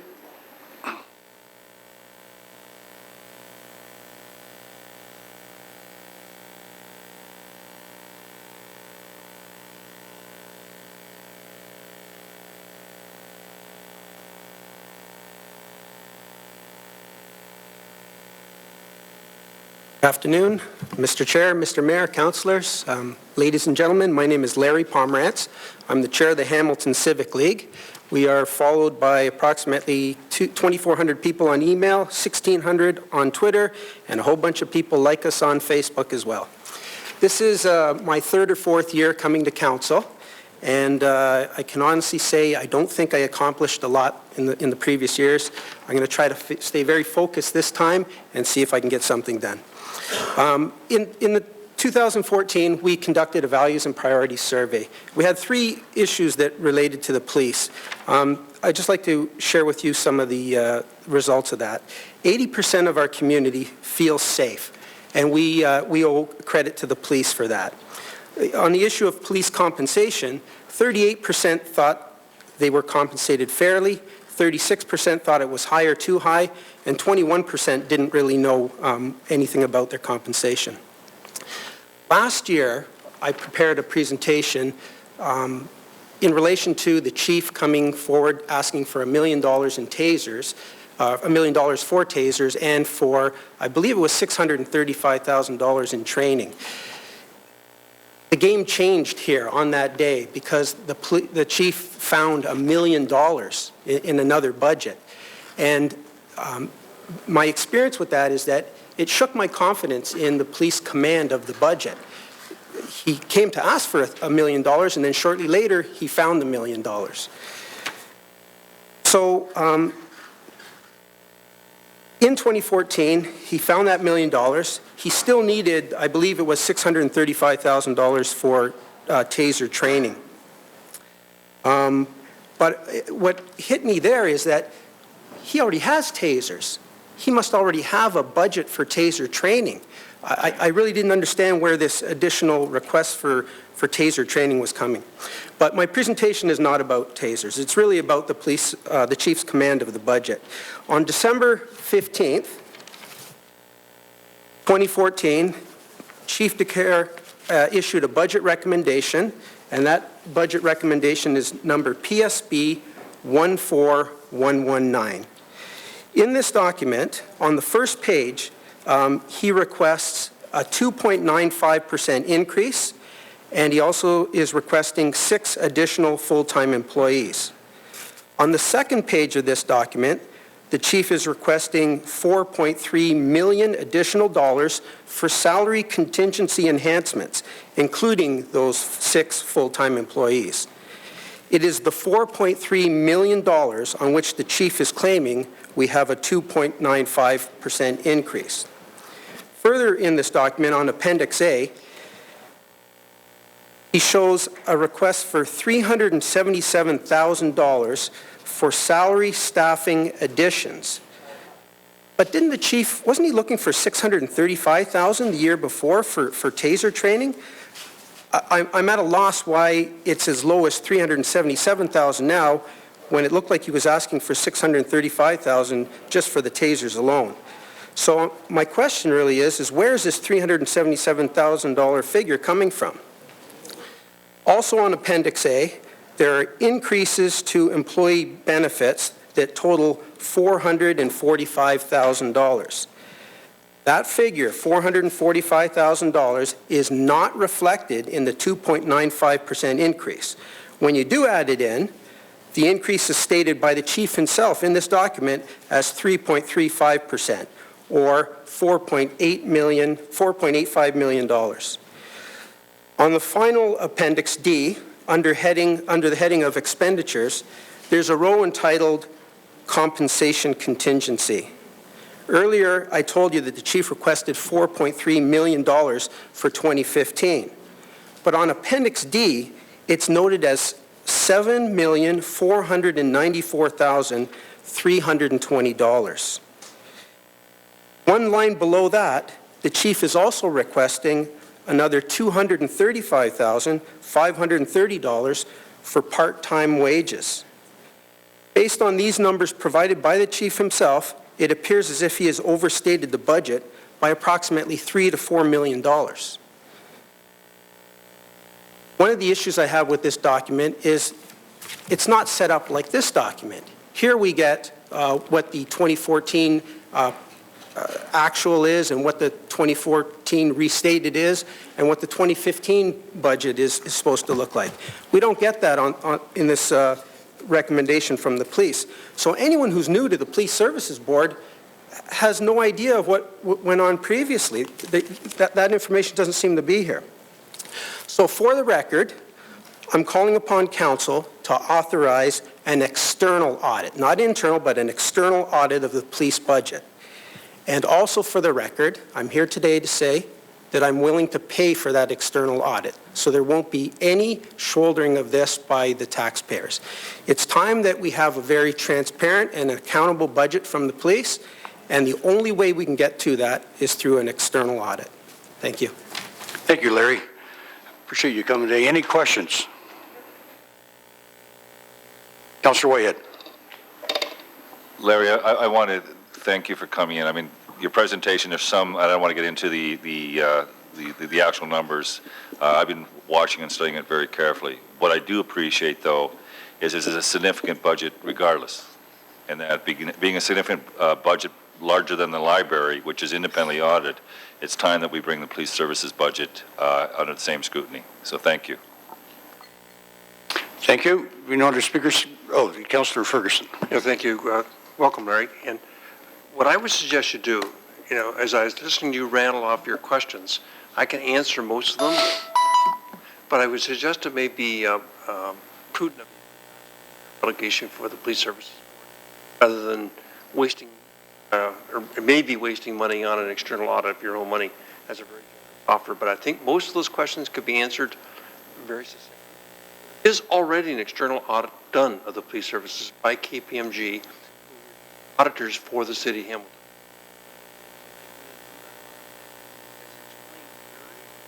To untangle, because the balance sheet is consolidated, to take that balance sheet and bust it up for police versus the rest of the city would take.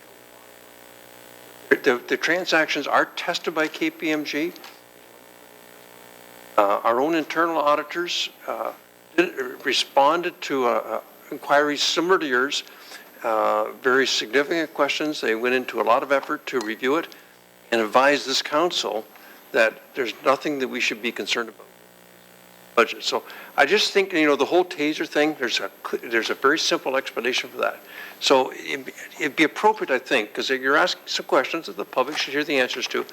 Come before the Police Services Board, ask those questions, and 99% of them will get answered on the spot for you, just so that you feel comfortable. You, Mr. Chair, I'm not overly concerned about the taser issue. This document, there's a salary contingency fund.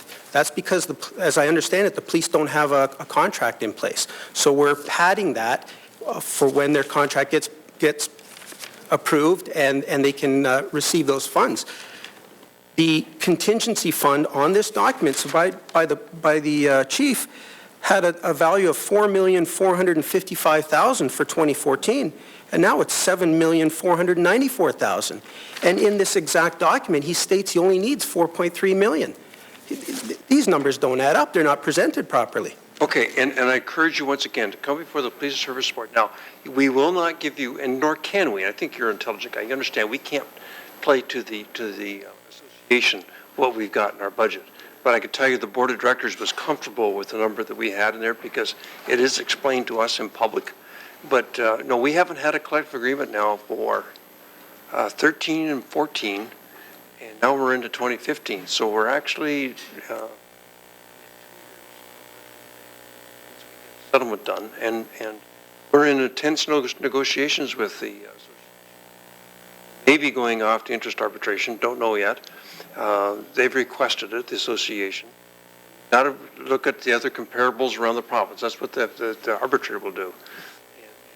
Look at those as to what we should be reserving, because we don't want to come up short should the arbitrator make an award. But we will not and cannot disclose to the public yet, until the collective agreement is settled, what those reserve funds are used for in the way. So please come before the Police Services Board. Ask those questions, whether it's tasers or whether it's benefits or the reserves. You're not going to get a solid answer on that because it's confidential yet for good obvious reasons. But all your other questions, I think, can be answered. And through you, Mr. Chair, if I know there's a chance we're going to go to arbitration, and I know the concerns that council has with that because councils don't often win in arbitration. But if we're going to arbitration, this is the time to go with an external audit to be fully informed of what's going on with the finances. So again, that offer is there to pay for that. If we're going that way, we need that information anyways. Thank you, Larry. I appreciate you coming today and your presentation. Councilor Marilla? Just for the record, we can't make that decision.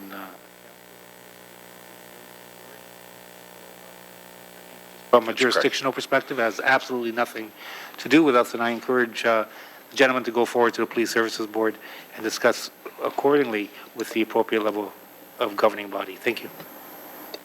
Thank you. Councilor Whitehead. I want to clarify one comment. The external audit KPMG does, it's what's called a consolidated audit, and the city board is just one small piece of the overall budget. 9% of it is spent on the cities. So I want to make that distinction that the difference between a completely external audit versus consolidated audit is that there be a greater level of focus on the police services budget. Thank you. Thank you. Thanks again, Larry. Appreciate it. Next presenter is, hope I'm saying this, Sadeva Juliuson.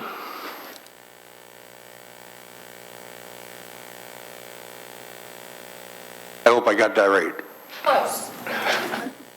I know when it's coming, because there's always a pause. Thank you, Deputy Mayor. Good afternoon, esteemed members of City Council, colleagues, and friends of culture. My name is Svava Juliuson, and I'm here today asking members of council to make a commitment to the future of Hamilton by voting to adopt the $500,000 budget enhancement for the arts for 2015. For those of you new to this chamber, I am a citizen of Hamilton. I'm a practicing visual artist and a consumer of what the arts community in Hamilton delivers. I'm also an active volunteer and serve as the board chair at the Hamilton Artists Inc., also known as the Inc. You might have seen the great coverage a few weeks ago in the paper. We were on the front page of the Spec and on the front page of the Go.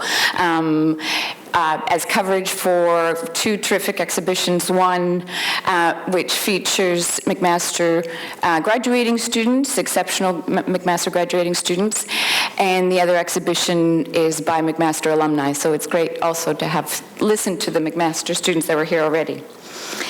But for those of you that aren't familiar with the Inc., it's located on the corner of James North and Cannon Street, and we'd love it if you'd all come for a visit, and we can show you around the exhibitions, tell you about our many programs and the terrific partnerships that we've recently developed, for example, with the HBO, the Spec, and ArcelorMittal. The Inc. has been in operation for 40 years, and it is one of the oldest artist-run centers in Canada.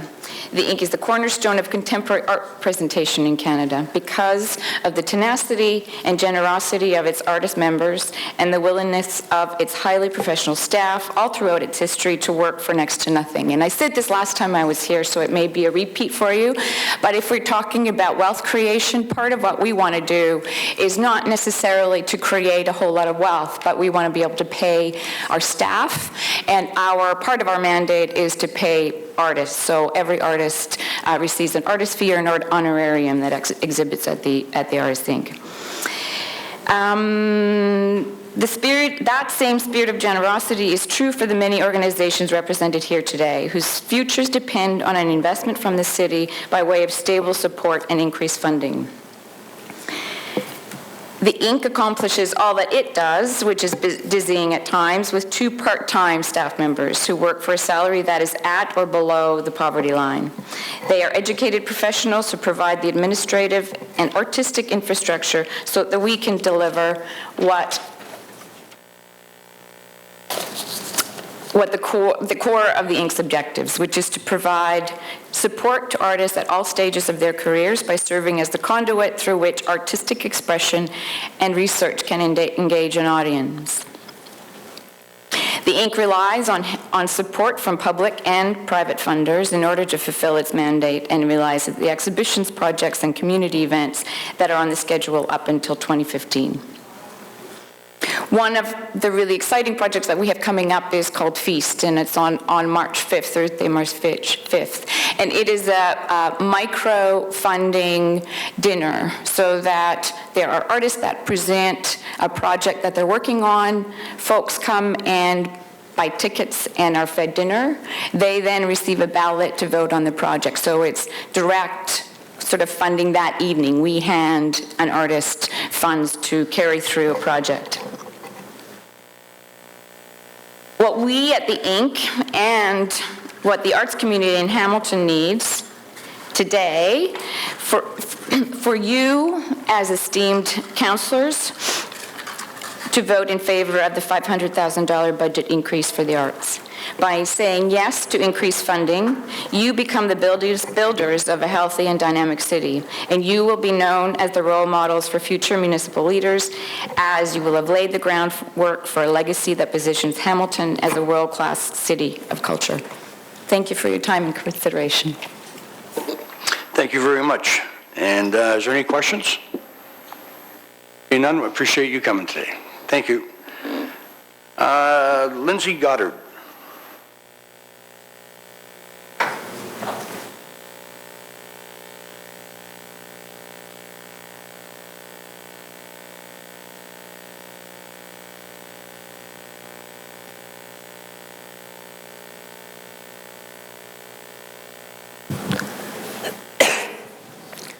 Hi everyone, I'm Lindsay Goddard, and I'm here as a resident and mainly as a person who regularly uses transit to go to work to speak to the HSR's 10-year local transit strategy.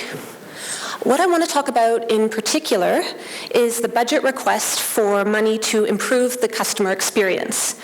This includes $16.5 million for branding and marketing, and it includes $22.5 million to improve customer information and amenities. And this is things like Presto customer service, improving transit amenities, and offering real-time data. And so before I speak to this, I would like to acknowledge, as I think Mr. Dixon did in the 10-year transit strategy, and everybody does, that the best way to improve the customer experience for the HSR is to invest, is to improve the service. So I think we have a lot of people out here tonight who have recognized this. I think the staff at the HSR have recognized this. We all know this, so we know that we have to improve the service. It's really vital that we make that investment. But taking that as a given, as a bus rider, I do think that we do have a great opportunity to improve the rider experience through things like better marketing, better information, and better amenities. So while I really support this, what I want to bring to your attention is that if we're talking about improving a customer experience, it's really important that we have that conversation with the customers. So my request is that Council ensures that if we're talking about, if we've got a budget for marketing, if we have a budget for information, that this isn't going to be a one-way flow of information, and that we're going to have a conversation between the users and the HSR. Because I think that engaging with the riders, or with people who could potentially be riders, is really, that's the best way to improve the experience. So getting feedback from people who ride the bus, it's really important for high-level things like route and service improvements. But it's also really important for the little improvements we're talking about, the improvements in amenities and the experience, what we can call the quick wins. Because I believe that there are things that, it doesn't matter how many best practices you have, there's information that you can only get from the people who are on the bus every day. So if you'll indulge me for a moment, the example that I'm going to use, and I ride the bus to work every day, I work at McMaster, I'm going to talk to you about my pet peeve about the bus, which is the decals that cover the back windows. I'm sure that there was a good reason for them to come, but pretty much every bus in the city seems to have them. And the problem with these is that means that if you're sitting at the back of the bus, you can't look out. And if you're on a route that you don't know, you can miss your stop. I've missed my stop. So don't want to go to the back of the bus, so you're standing at the front of the bus trying to look out the window. So there's seats at the back of the bus that people aren't in. The bus is more crowded. And a lot of us are having conversations about transit, and it's this little thing, these bus decals, that I think most riders would agree if we got rid of these or we modified them in some way, it could just make a really quick, easy difference to the user experience. And if we're talking about spending a lot of money on branding and on changing the buses and redoing them, keeping these things in mind, like being able to see out the bus windows, or maybe inside the bus where there's space for 10 ads, we have a lot of public health and service ads, and this stuff is really important, but why can't I go in there and see that Soup Fest is coming, or get an ad for Supercrawl, or for the Winona Peach Festival, or the Ancaster Fair? So these are the things that you think about when you're sitting on the bus and looking out. So, and they don't seem like, they're not the huge deal. We do have to make that big investment in overall service. But as a rider, I think that we can really have a conversation. And if the HSR is going to be investing, and I really hope that we are, into things like social media and providing real-time data, is that there will also be a way for them to get information from us, the users. So thank you. Thank you, Lindsay. We have a question from Councillor Pearson. Thank you, Mr. Deputy Chairman, and thank you for your information. I appreciate that you ride the bus every day. I'm sure it's the B line. So just a couple of points, and I appreciate the points you've raised. The advertising, I have spoken with our Director of Transit previously and current with regards to taking advantage of the space that we have on transit, and certainly maybe revenue generation. So I appreciate that input. The decals, I know what you're talking about, and I believe one of the reasons, I'm not going to say for sure it's the reason, but one of the reasons these decals were addressed as putting on the windows of the buses is because of the graffiti that was caused, and this kind of eliminated that and created a different ambiance on the bus. So I know that was one of the issues and reasons for that. And I'm sure the buses that you've ridden, though, will have the, because it's under OADA that we're required now. I think it was a lawsuit that the city went through. We have the visual and the verbal stop announcements, correct? So you're aware of that as well. I just want to be sure so the public knows that that's on all of the buses that we have in the city of Hamilton, and I have had the pleasure of driving on them, riding the buses many times, so I know they're there, and I appreciate the points you've raised. It's certainly encouraging staff. You know that on the decals, as far as advertising the bus, that is revenue that that HSR does amass over a year, so it is good news in a way. Well, that's it. There's always, always acknowledge there's always a reason for it, but I think maybe in a case like this, we could come up with a solution that is a little bit more customer friendly. I know it's never that simple or easy. And the other quick point I will make is, I've really enjoyed the stop announcements on the buses, but as a rider, I would say we're still not at 100%. There are technical difficulties sometimes, and I can't say that I can always hear it, but there have been these great improvements. So, and that's what I want to acknowledge them. Yeah. So our director is here, and he'll certainly take that to heart, and we'll do what we need to do in addressing it. Thank you, Mr. Deputy Mayor. Thank you, Lindsay. We appreciate you coming. Councillor Green. Hang on, Lindsay. Hang on. Yes, through you, Mr. Deputy Mayor, I think it is a very valid point brought forward from the presenter that anytime you're undertaking, marketing and advertising, that you make sure the stakeholders and the riders clearly are present to that conversation. They're able to tune you into things that perhaps management or drivers might not quite pick up. So I certainly hope that that's something through you to Mr. Dixon that is considered. I think it's a low-cost way of consulting and getting real-time feedback in terms of how we can make those improvements, especially the quick-win ones. The ones that don't necessarily cost a lot of money. It seems there's probably a long list of things and recommendations that could be brought forward that would help improve the day-to-day service. So through you, Mr. Deputy Mayor, to Lindsay, I appreciate you coming and sharing your experience with us today. Thank you, Lindsay. I appreciate it. Next speaker is Sandy Leland. Sandy?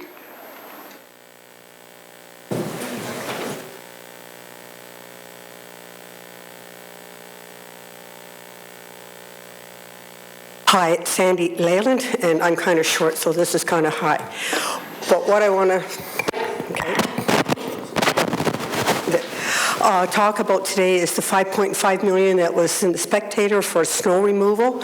I'd like to see that spread out around the different things, different areas in the city, transit being one of them. Another $1 million going towards transit. I ride the bus every day, well, almost every day. I'm living in poverty. I'm a mature, well-educated woman who's living in deep poverty, and I have to go by buses. So buses are extremely important, and they're overcrowded. King Street and Barton Street are crazy overcrowded.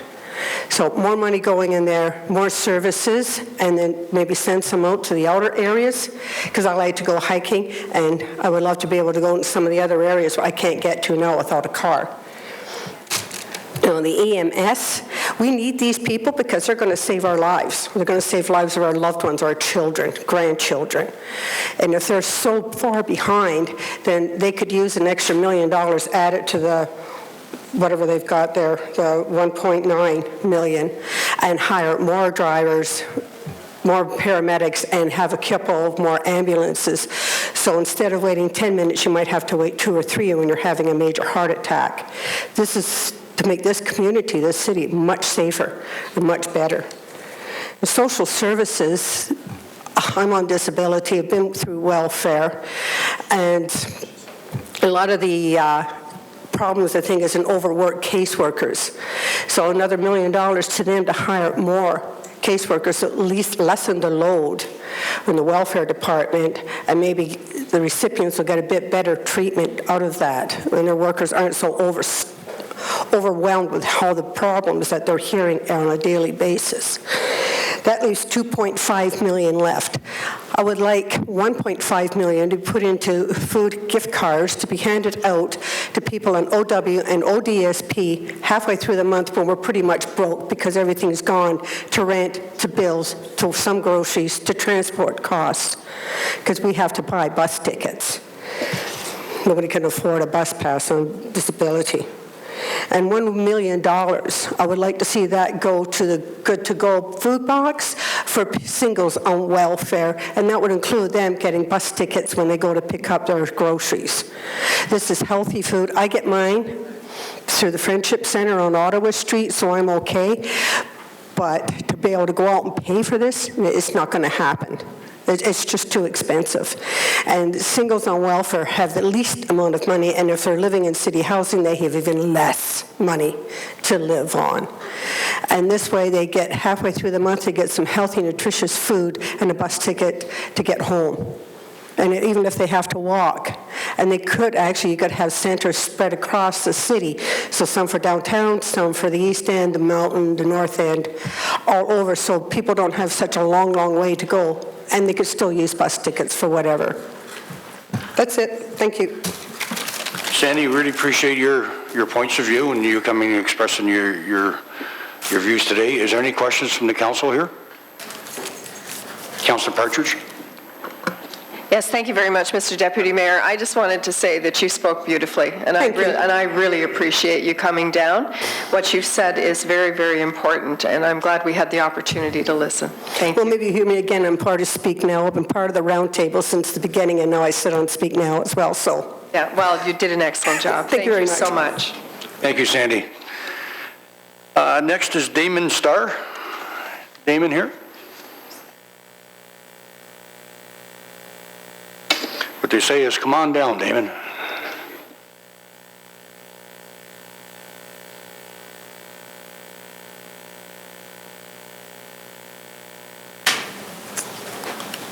Thank you, Deputy Mayor, Mr. Mayor, honorable councillors and staff and guests. Thank you for taking the opportunity to hear me speak. I've come here today and I had originally planned to sort of bombard you with stats and data and nonsense that you've heard over and over and over again, I'm sure. And I prefer to come to you simply as a resident of this city, a father of 6 children in the East End, 2 with disabilities. And my story kind of begins 27 years ago when I joined an organization, a grassroots organization, that at a time when Hamilton was in the same situation it is now that we see with transit. And our city was trying to build a highway, a north-south corridor through the valley. And at that time, there was many, many debates and an ongoing, I'm sure it even goes back further than that. But in the late 80s, we had the opportunity to put a highway in then to move commuters north and south. I joined an organization called the Citizens Expressway Committee with Art Fruin, Irene Holland, Mary Wiebe, and I was very young and I was probably the youngest member there. And at that time, it was very clear and apparent that if we didn't do something, that traffic was going to be chaotic, beyond chaotic, I think, along Centennial Parkway and Kenilworth access. And furthermore, those communities were severely impacted by the traffic that was already there. And so therefore, I joined this organization because my motivation, 100%, was to free up that commuter traffic in order to rebuild our communities in the lower mountains specifically, or lower city specifically. But again, I was much younger, and I don't say that we made any mistake in doing so, but what I see today happening on the on the east-west corridor is very similar. We have communities that are impacted by traffic, and I know today it's not there. But the data shows that as growth happens in our community, as we encourage growth, that this will happen, and transit, mass transit, is the only way to resolve that east-west. You can suggest that transit can be implemented across the city and upper and lower, and that is very, very important.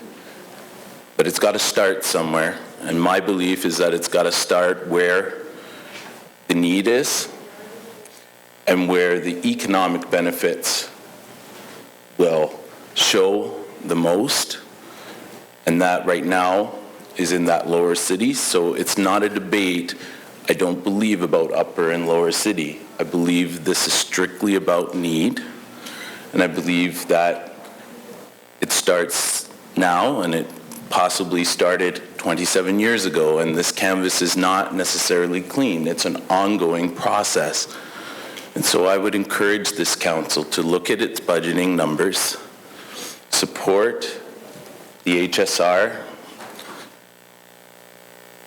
its funding requirements, to free up the communities that are impacted, to introduce new transit to communities that are underserviced, and do that from a social and economic position. I think we're all mature enough to suggest that that would be appropriate. Thank you for taking the time to speak to me today. Thank you, Damon. Taking the time to listen to me, sorry. We appreciate it. Councillor Wyatt? Thank him for coming forward, and I absolutely agree. We have the Rapid Ready report, and I think we need to be committed and dedicated to the funding of that report so that we have a robust transit system for the whole community. So thank you very much for your presentation. Mayor Eisenberger. Thank you, Damon. Thank you for your presentation. You make an excellent point. Now, when you're so you did focus on the lower city specifically, and so what in your mind, what did you have in mind in terms of the transit improvements that you would think would be a positive step for the city to take? Like Councillor, through you, Deputy Mayor, but as Councillor Whitehead commented, I believe that the reports that are in place need to be funded. They need to be supported. So that is a balance, though that support comes in the form of funding. And so what I would like to see in the lower city is support for improved transit, dedicated bus lane to begin. In the move for an opportunity for an LRT system to be put in place in the lower city, specifically the B line. That's the beginning. And then from there, as the report sets out, that can be expanded, and that's what we should be doing. Thank you. So you have read the Rapid Ready report? Yes.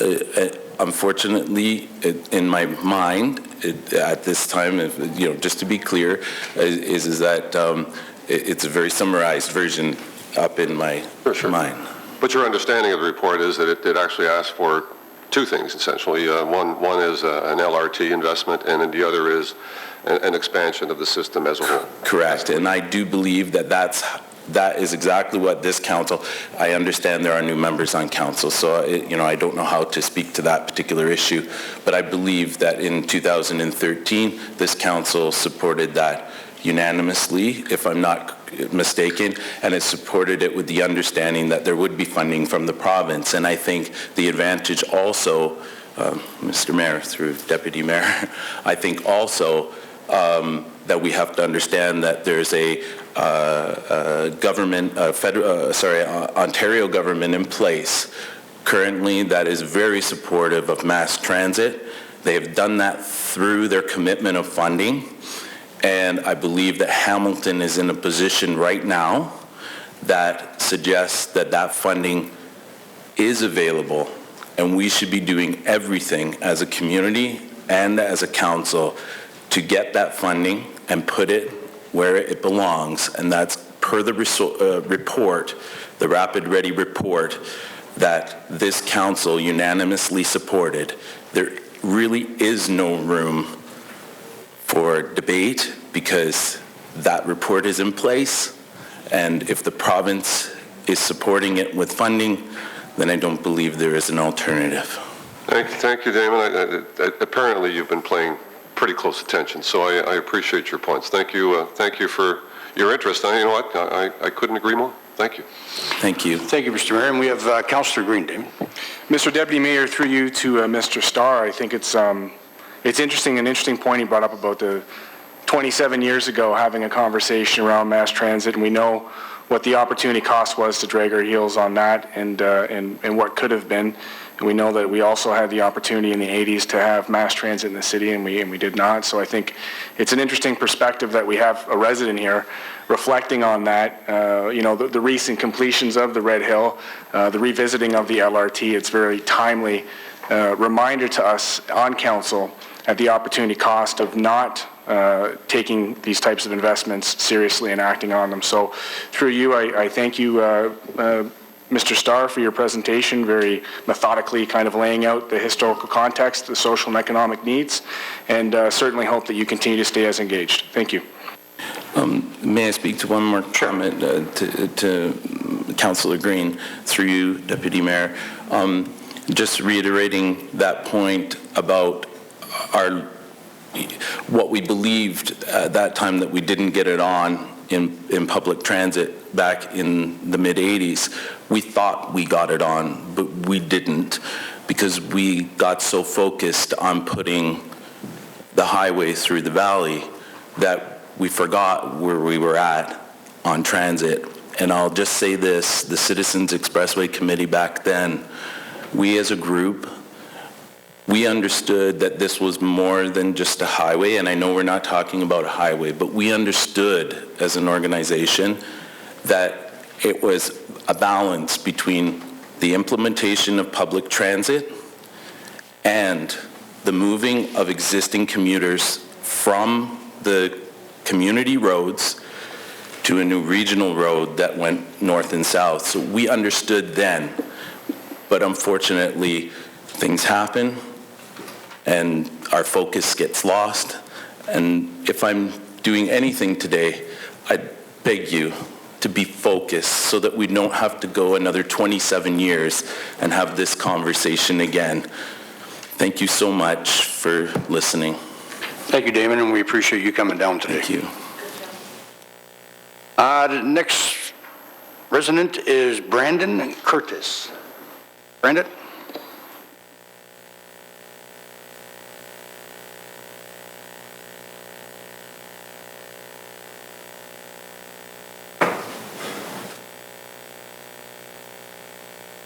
Damon, that's going to be a tough act to follow. So, thank you for having me. Spoiler alert, I do want to talk transit really quickly. I'll try not to take up too much time. I'm an engineer by training, so a lot of the decisions that we make in our office on behalf of our clients are emotionless.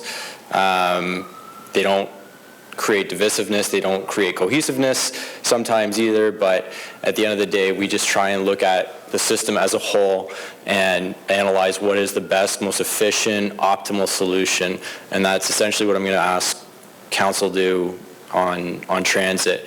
I'm going to be honest, I wanted to come up here and make a cheeky comment towards a particular councillor in the room that I've been emailing a couple of times over the weekend, which I think some of you received, and that's probably not the best way to get his attention.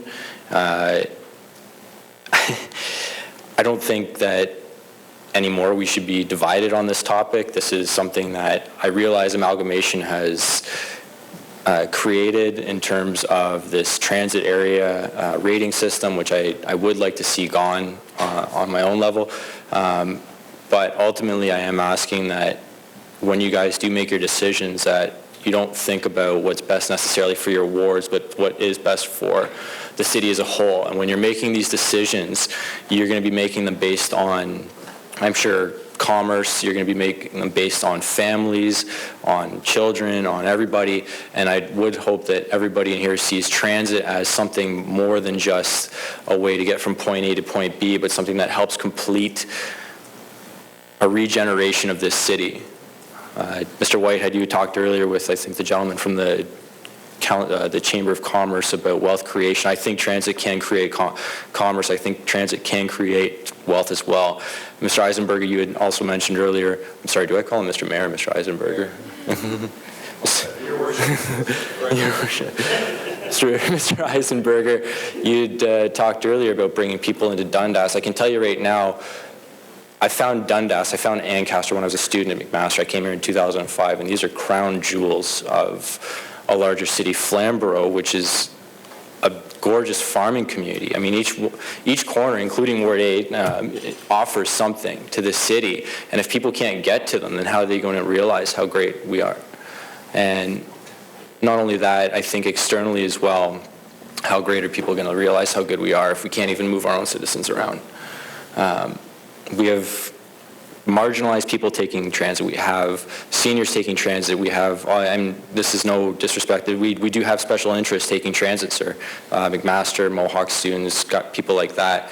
And it's killing them right now to see delays, to see dithering, to see divisiveness. I'm going to stop with the alliteration now. But to see issues like this all over the city for 15 years. And again, I've only been here since 2005, and I would love to be part of that 1%, and expanding 1% that Mr. Perez and Mr. Brodka talked about earlier for those who went to McMaster, stayed here. I'm not sure what the Hamilton or the Mohawk numbers are, but I'm sure they're possibly similar.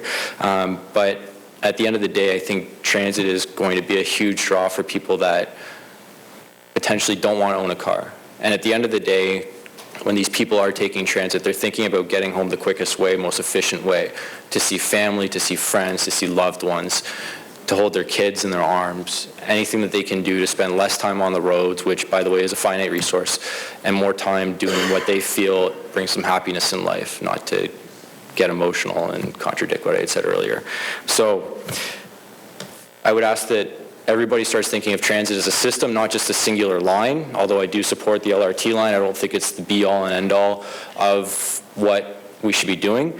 I would ask that we relieve the area rating for the transit. And I did note earlier in the tax breakdown that we spend about 19.66% on infrastructure, transit, roads, and sidewalks. Those are going to be different numbers, but ultimately I would love to see those numbers optimized so that taxpayers and everybody can hopefully spend less on that stuff and more time worrying about other things. I think there was a $200 million infrastructure deficit floated around at one point in a presentation I went to, and I would love to see that gone. And I think, again, transit, complete streets, a lot of the special interest stuff, again, no disrespect, is going to be huge in doing that, and to help everybody in this room who I'm sure cares about their own wards invest more money in other things that matter to them. So.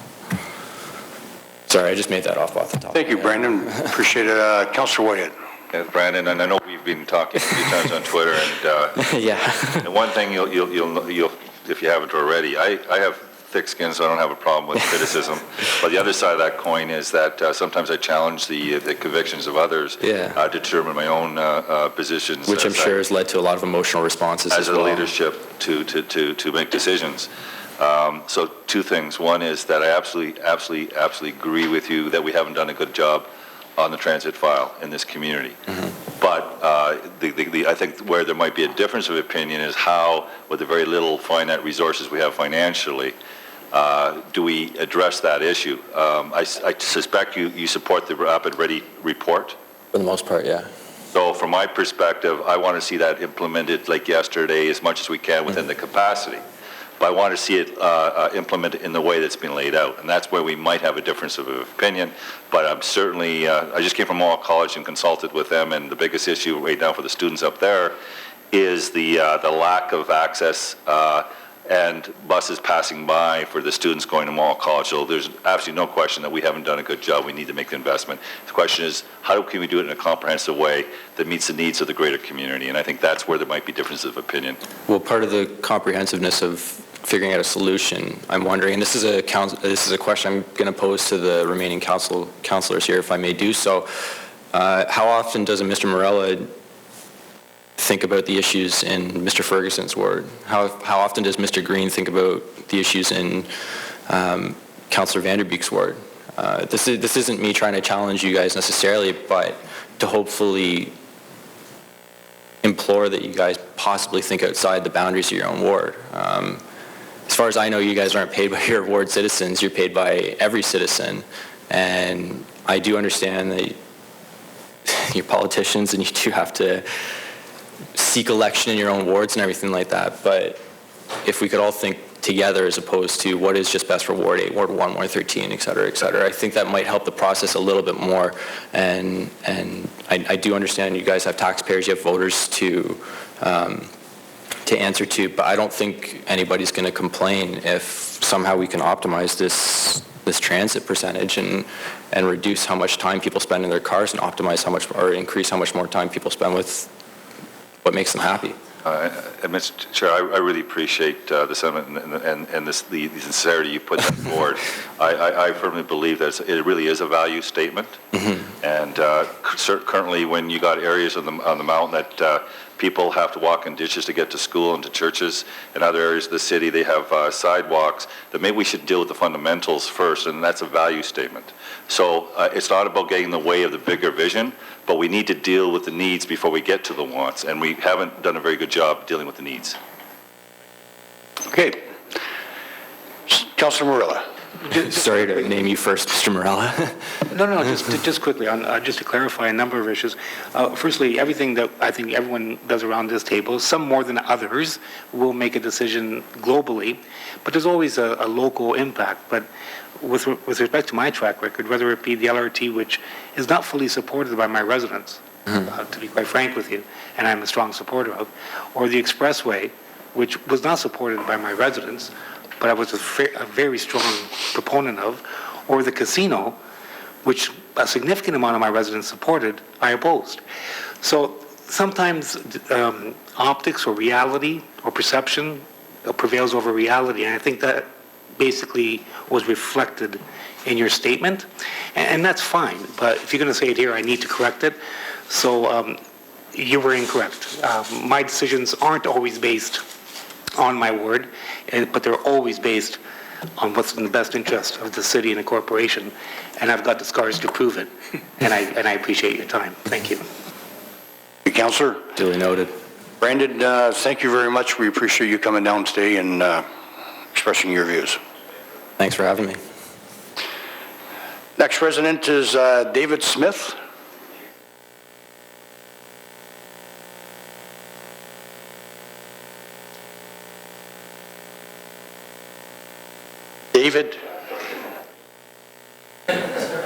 David Smith? Okay, so we'll ask David to come in at the end if we'll call his name again. Don McLean? Pardon? Excuse me for interrupting, but he did say that he could be here by 6, so I've put him on that list. Okay, we'll bypass him and we'll be asking him one more time at the end.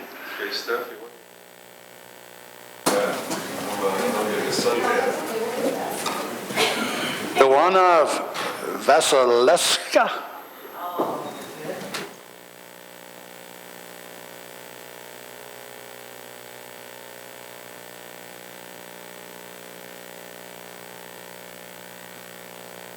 Good afternoon, everyone. My name is Biljana Vasilevska. It's tough, I know, but thanks for the effort. Okay.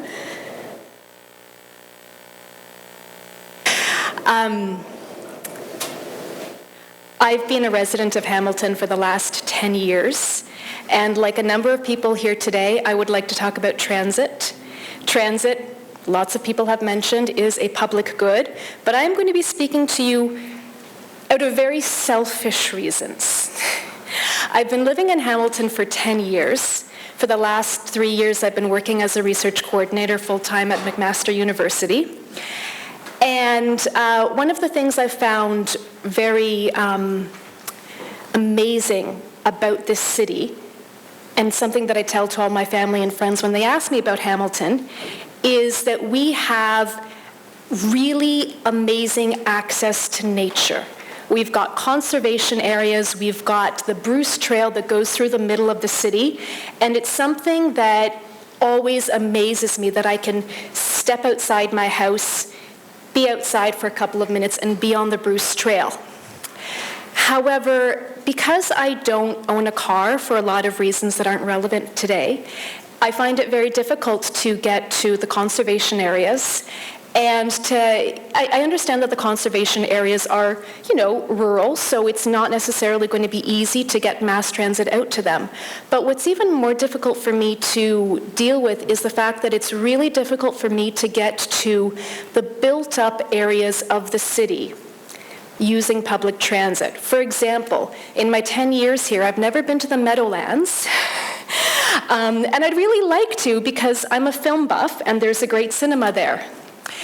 There is a bus that goes there. However, if I want to go and see a movie on a Saturday night, in order for me to plan my return route home, I've got to know when the next bus is coming, and they're only every 45 minutes coming back into the city. And if I don't want to be waiting outdoors for perhaps 40 minutes, then I have to plan when is this movie going to end, and some of them have really long trailers and it's difficult to know. So it's easier to take a cab. Once the cost of a taxi is factored in, it's easier and cheaper and more comfortable for me to spend my money in Toronto. I take the GO bus to Toronto. I'll go to the major bookstores in Toronto. I'll spend my money in Toronto because it is just as cost effective for me to get to Toronto to experience a film as it is for me to get to the Meadowlands and back, or to get to the cinemas on Stony Creek Mountain.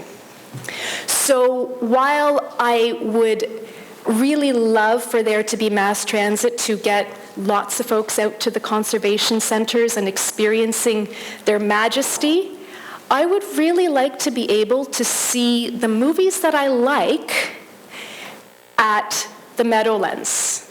I'd really like to be able to see the Greek tragedy that the Redeemer College students are going to be putting on in April, but that's not going to be possible unless I took a cab all the way out to Redeemer College because there isn't transit to go out there and back. Thank you. Thank you very much, and we appreciate your comments. Is there any questions?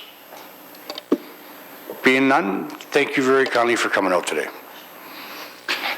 Next resident, Marcia Duncan.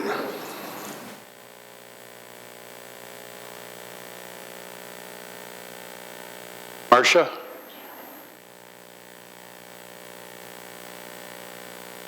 She's not here. Okay, we'll call her name out at the end again, and just in case she does show up. Kenneth Jackson.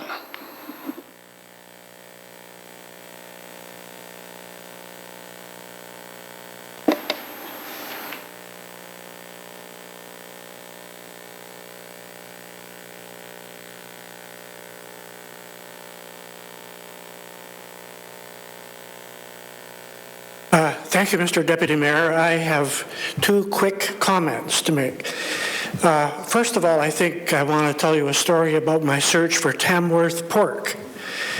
The Tamworth pig is an old pig, and because it's a very fat pig, nobody bought or raised Tamworth pork until people like the chef at the old mill discovered people really liked it. So I set out to find Tamworth pigs and found a farm near Jerseyville. And while I was out looking at this man's Tamworth hogs, I noticed a very odd sight. One of the hogs had a wooden rear leg. So I asked the farmer, I said, I don't understand. Why does this pig have a wooden leg? And he drew himself up to his full 5'7", and he pulled out his chest and he said, you don't expect us to eat a hog like that all at once. I think sort of that's a backwards comment about spending money on the LRT. Of course we can't sell or pay for the whole hog all at once. Of course we can't supply the whole city with rapid transit all at once. But I suggest that those of you who can afford to do so go to Denver, Colorado and see their LRT, which was built not all at once. But they're doing a wonderful job, not only in terms of moving people quickly and safely, but comfortably and with the good financial backing and budgeting. It's a wonderful, wonderful system. I've ridden on it, and you asked me how I can afford to go, because I have a son and 2 lovely granddaughters there, so I save my pennies and I go, but I ride their LRT. The other thing is that I agree with the people who said, as it said in the report, that LRTs help economic development. So I think it's a win-win, and all we have to do is bite the bullet and say, the reality is, folks, that we can only take the government money and spend what we can now. I also want to point out to you that a recent administration turned down funding for rapid transit in the city. That money went to Vancouver, and they built the SkyTrain. So don't turn this down, please. The other comment I want to make has to do with, I wish some of the arts people were still here. I drove this afternoon down, where did I drive down? King Street. I look at signage. It looks awful. I would ask the councillors to ask the arts people in the city for advice about how do we improve streetscapes in the city to attract tourists. Because right now it's not entirely attractive. We don't need pizza signs. We don't even need the Salvation Army canopy. People will find those places. We can have better signage. We don't have to tell people that there are bylaws governing signage. We can sit down with people and ask them to cooperate to make streets in Hamilton more attractive in their appearance, and I'm sure it'll work. And if we can't talk to the proprietors of such places, we can talk to the people who grant the proprietors licenses to sell the products. That's it. Thank you. Thank you, Mr. Deputy Mayor. Thank you, Kenneth. And we have Councillor Jackson. You would like to ask a question. Thanks, Mr. Deputy Mayor. So, Mr. Jackson, back to your LRT scenario. Yes. I was trying to listen very carefully now. On the one hand, if I interpreted correctly, you talked about don't throw away the potential funding that the provincial government may have out there for us. Don't throw it away. Don't pass it up. Don't pass it up. Right. On the other hand, I heard correctly, and I'm trying to reconcile this with that first comment, but we don't need to build the entire line all at once. So can you further explain what seems to me to be a little bit of a paradoxical position, unless I've misinterpreted, please? Well, thank you. I guess it wasn't terribly clear. What I'm hearing is there are other parts of the city that won't benefit from the LRT immediately. So build the part we can build. And knowing our city as you do, are you suggesting then, if we got the go-ahead, something like from the middle of the core, west to McMaster or east to Eastgate with a spur down to the new GO station on James? I'm just trying to further, Mr. Deputy Mayor, through to Mr. Jackson, understand. Yeah, I hadn't thought about the spur line, but that'd be a great idea. Yeah. No, what I was thinking of is there are people who are underserved as regards transit. And that's a fact. And all we can do is ask them, wait, your turn's coming, and make sure it does come. Okay. I just never thought of the partial build, if you will, of an LRT. It's been presented as an $811 million check for the entire B line, and you've thrown an interesting new creative idea in there. So thank you, Mr. Jackson. Well, thank you. Thanks, Mr. Deputy Mayor. Anyway, thank you very much. Thanks, Kenneth. We appreciate you coming. Next resident, Adrian Miladinovic.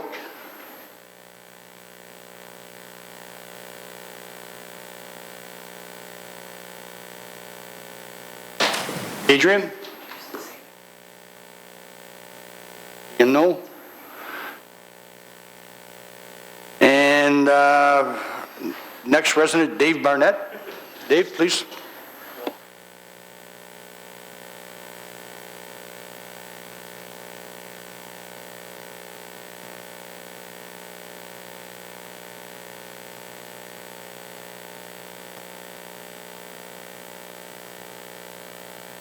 Thanks for allowing me to speak here. I'd like to thank my counselor, who's not here, for helping me set up this meeting. I've got two main issues I want to address. One is the lack of adequacy in shoveling sidewalks. It's resulted in my broken ankle for over a year now. Can't get proper treatment for it because the sidewalks weren't properly cleared. I spoke to a council member here that's present that says they don't shovel the sidewalks in Thunder Bay. At least we're not that bad. Now, I have to, with a walker, go down the street because most of the sidewalks are improperly plowed. You get them people shoveling at different times of the day. If you had a machine that went by, at least you could look out your front window and see, okay, the sidewalks are cleared, so they're going to be cleared everywhere, instead of going out for a couple blocks or whatever, a couple of neighbors' houses and find one spot's not cleared off. Plus, where I'm living on Fairley Avenue, Delaware area, there's laneways there. When the laneways come out on the street, they cross the sidewalk. Nobody plows that part, so you have to cross that mountain to get by it. So it's not very effective when you see all the broken ankles year after year, or broken appendages that my girlfriend told me about last year that she saw downtown, everybody walking around in crutches. I don't think it's very conducive to have morale when people, the disabled, older people can't get around. They're frustrated that they can't get around. It doesn't make a good environment for them. So I think it's worthwhile to spend the money to plow the sidewalks. You're spending money advertising for people to come out and clear their sidewalks, be nice, clear your ice or whatever, and you're setting up programs. If you use that money, the advertising money, to plow the sidewalks, it'd be better used. But more importantly is the problem with the, you want to put cameras in buses because of a lot of bus assaults. I've been before Public Works since 07, a delegation request, 09, trying to have this addressed. The best I could come up with was that it was the same as other cities. When I've investigated this thoroughly through Public Works, you make a complaint, whether it was rude behavior by a bus driver or physically assaulted, like I have 3 times without provocation, the same response you get back is the appropriate action has been taken. You don't know what that action was, and from what I've heard with the sexual complaints that was made against Public Works, apparently people were getting accolades or whatever, recommendation for the work they were doing, the supervisors that weren't looking into the sexual harassment complaints within the HSR.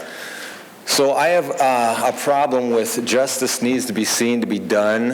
I've seen numerous people every day I'm out. If it's not me getting harassed like I was today, I saw somebody else getting harassed. I see people in walkers and wheelchairs, an old man with a cane that was being harassed by bus drivers. Other people are walking up and wondering, why is this driver doing this? It's not a good message to send. So instead of wasting the money on cameras in buses, if you had a proper complaint system that would seriously look into the problems, then you wouldn't have frustrated passengers that, like one girl did when the bus driver harassed me. She got up, threw her coffee in the bus driver's face because of what the bus driver did to me. This has been going on for 10 years for me. It's the equivalent of pulling the dog's tail, and if you have no recourse, what can you expect? So I would ask that I have solutions that I hope to address at a delegation request with the Public Works. regarding getting a proper complaints process done. I've went through numerous layers, Don Hall, I'm trying to get through to Jerry Davis right now, and Dave Dixon even, and they basically just brushed me off. But it's a serious issue when you get all the assaults that you have on bus drivers, and a lot of it is predicated on the harassment by bus drivers on patrons. So did anybody have any questions regarding that, I hope? Thanks, Mr. Barnett. We appreciate your coming out. And any questions for Mr. Barnett? Being none, we thank you very kindly. The next resident is May Toth. May, please.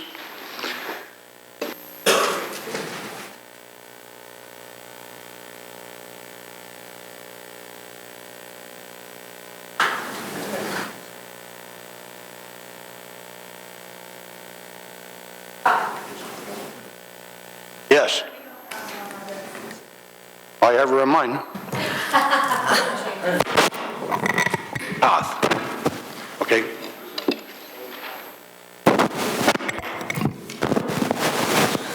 Thank you. May. Thank you very much, sir. And thank you, councillors, also. I'm going to talk mostly both seniors and transit, and you must be tired of transit by now. I have lived in Hamilton since about 1970. I live in the Kirkendale ghetto. I call it a ghetto because I guess you saw this at the beginning of February in the newspaper, that lovely cartoon where we're all in fiefdoms. I got locked into Kirkendale when the bridge from Poulette that would have allowed me to get down to Main Street was eliminated. Now, since that time, each councillor that has been in has had meetings, talks with the railway. I used to watch that because my dog and I would travel and we'd see them talking to each other on the road. That never improved anything. So since then I've been in a ghetto, and it wasn't too bad because my job required that I have a car, so I was running around in the car, and here I'd also go into Toronto sometimes in the car. Anyway, that changed. Recently I was, this is an operation, I didn't fall, but that has illustrated certain points that you may or may not know. With the help of my doctor, I got temporary DARTS transit for some of my needs because I can't drive. I get the cast off later and I'll be driving again, thank goodness. But I had to give up going to the local community centre for my seniors exercising. Now, we're told that in order to keep healthy, you must exercise. Now, my dog takes me for a walk, but my dog is a little old fellow who goes very slowly, so it does not help my need for exercise. Anyway, I can't get to the rec centre. It's just too far, particularly in this weather. I don't know what I'm supposed to do about exercise. Anyway, that's it. So that and being stuck in the ghetto and not having decent transportation, because although I'm not that far, I'm at the end of Hunter, and that's not that far from downtown. Now, I could walk down to the plaza because there's no bus there. That plaza's been there since about the end of 1970s, and there still is no bus that takes you there. So I can't get to that, to Fortino's or to Metro with the available transit. I end up walking more than I ride on a bus. It's the same going downtown. And as I said, if I go to Toronto, I take a taxi to to the GO station, unless I'm going to go down to Burlington Plains Road and they have a place I can leave my car. So that I don't think is reasonable, given I think there should be more done with transit. Now, another point about DARTS, it was very helpful. It only got me half of the places I have to go. I have to pay people taxis or pay somebody to drive my own car to get to the other places. But that's life. But one of the problems using either DARTS or somebody that's driving me at the moment is I live in a narrow street. It's not that narrow because it's Richmond is opposite the Hill Street Park. There's parking on the park side. But there's huge mounds of snow on the road where the city did the middle of the road. It's a relatively busy street. Every time the DARTS bus stops or a private car that's picking me up stops to let me get onto the to say I'm here and get me out and onto the vehicle, there's several cars honking their horns at all these things. Now, this didn't happen before those mounds of snow were there. That was quite reasonable, but I suggest that there are a few streets like that that might do well to get the extra snow removed as they used to be, rather than leave them till spring. There must probably other streets like that. I would also suggest that my place isn't walkable, partly because there's no way to get over the railway. This must be happening in other areas. I wonder if at your leisure, a little study of what happened in the communities where the bridge over the railway was removed, it might be quite useful. On a slightly different note, I'm an old healthcare worker. When the university student was giving his presentation, I listened to see what he was talking about in terms of healthcare students, and in my case also healthcare workers. He didn't mention them. And healthcare students and workers tend to work in a variety of places when they're in their clinical practice, whether they're doing a personal support worker course at Mohawk or a university healthcare professional, many different professions at McMaster. They don't always stay in the university getting all their courses and their library. They are out in the community interacting with patients. Now, that means that they have to get from one place to another. That means that they have more need of good transportation, or they're going to have to use the car. I could use a broomstick because they used to call me a witch because I'm a midwife. So I have that, but I don't have the black cat at the other end. So it's the broomsticks in the corner. But this happens to all healthcare workers and all students. They move around the community. One other thing about healthcare is in the building codes, please don't take away all the parking. I used to hate to go up to some of the buildings up the mountain and other places because they've got parking possibly for the particular residents, no visitor parking. Or maybe they don't have, it depends who has cars. But that means that the superintendent will let the plumber park over there. But healthcare workers who are trying to give home care to the people in these places can't always get parked. I used to sit in the office sometimes and somebody'd be saying, we had to cancel Mrs. Jones' appointment because I couldn't park the vehicle. Now, that is a problem with both transit and also parking that you may wish to look at. You're way over your time. We're going to have to wrap it up. That's really the most important things that I wanted to say.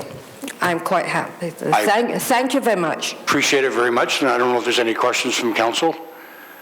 Being none, we appreciate you coming up and expressing your views.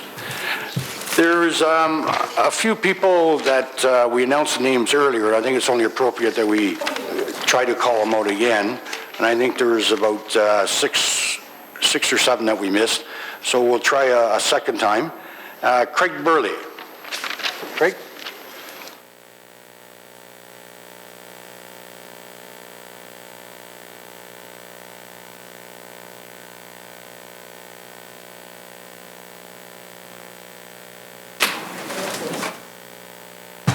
Thank you all very kindly.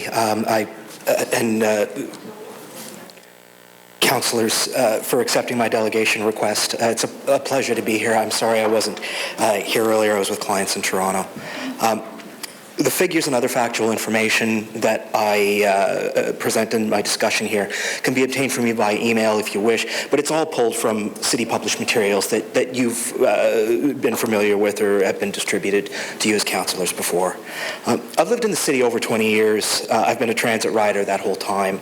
And I want to offer you, in consideration of the 2015 budget, some observations on the changes we've seen to the preferability of transit as an active choice.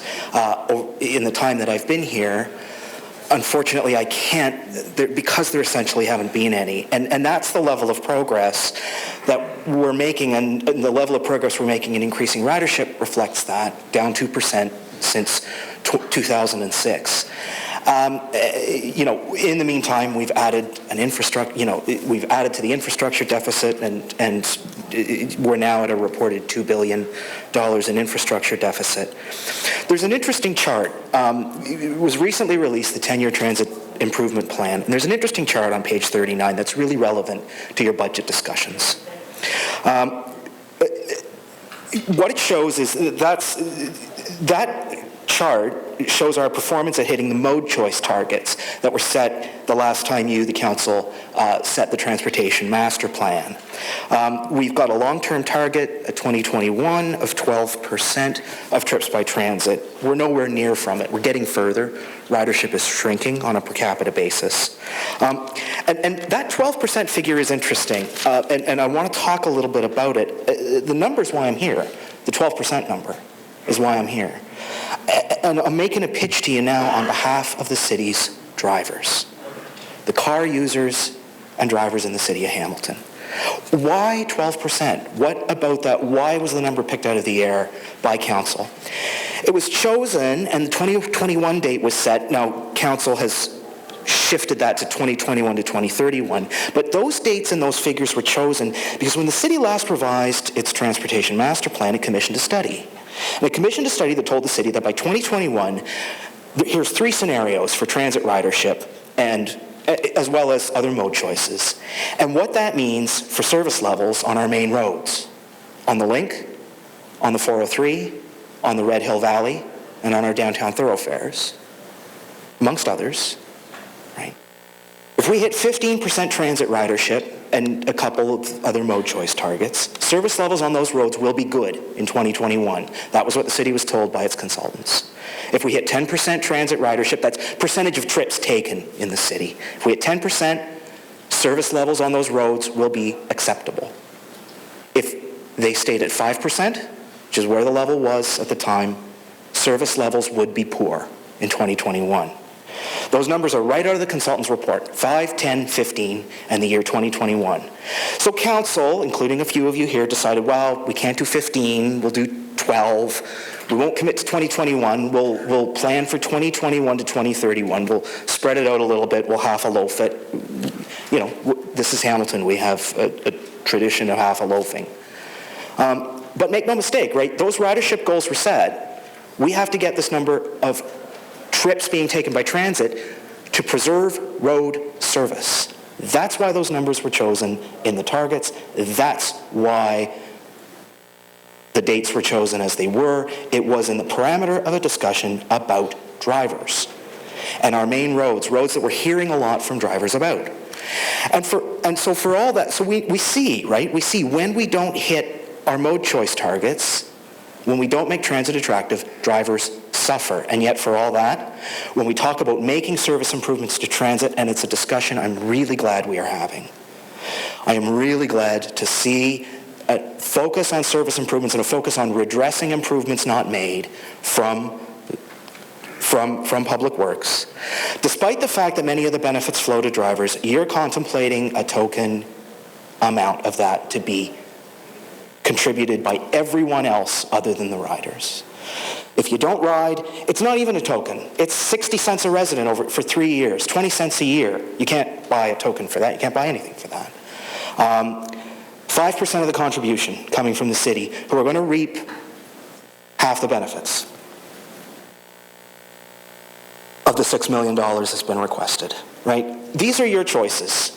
The choices that have been made, 2006 to 2013, they've shrunk ridership, they're not growing it. You're condemning drivers to a poor level of service. That was what Council was told, and Council committed to its plan in order to avoid that future.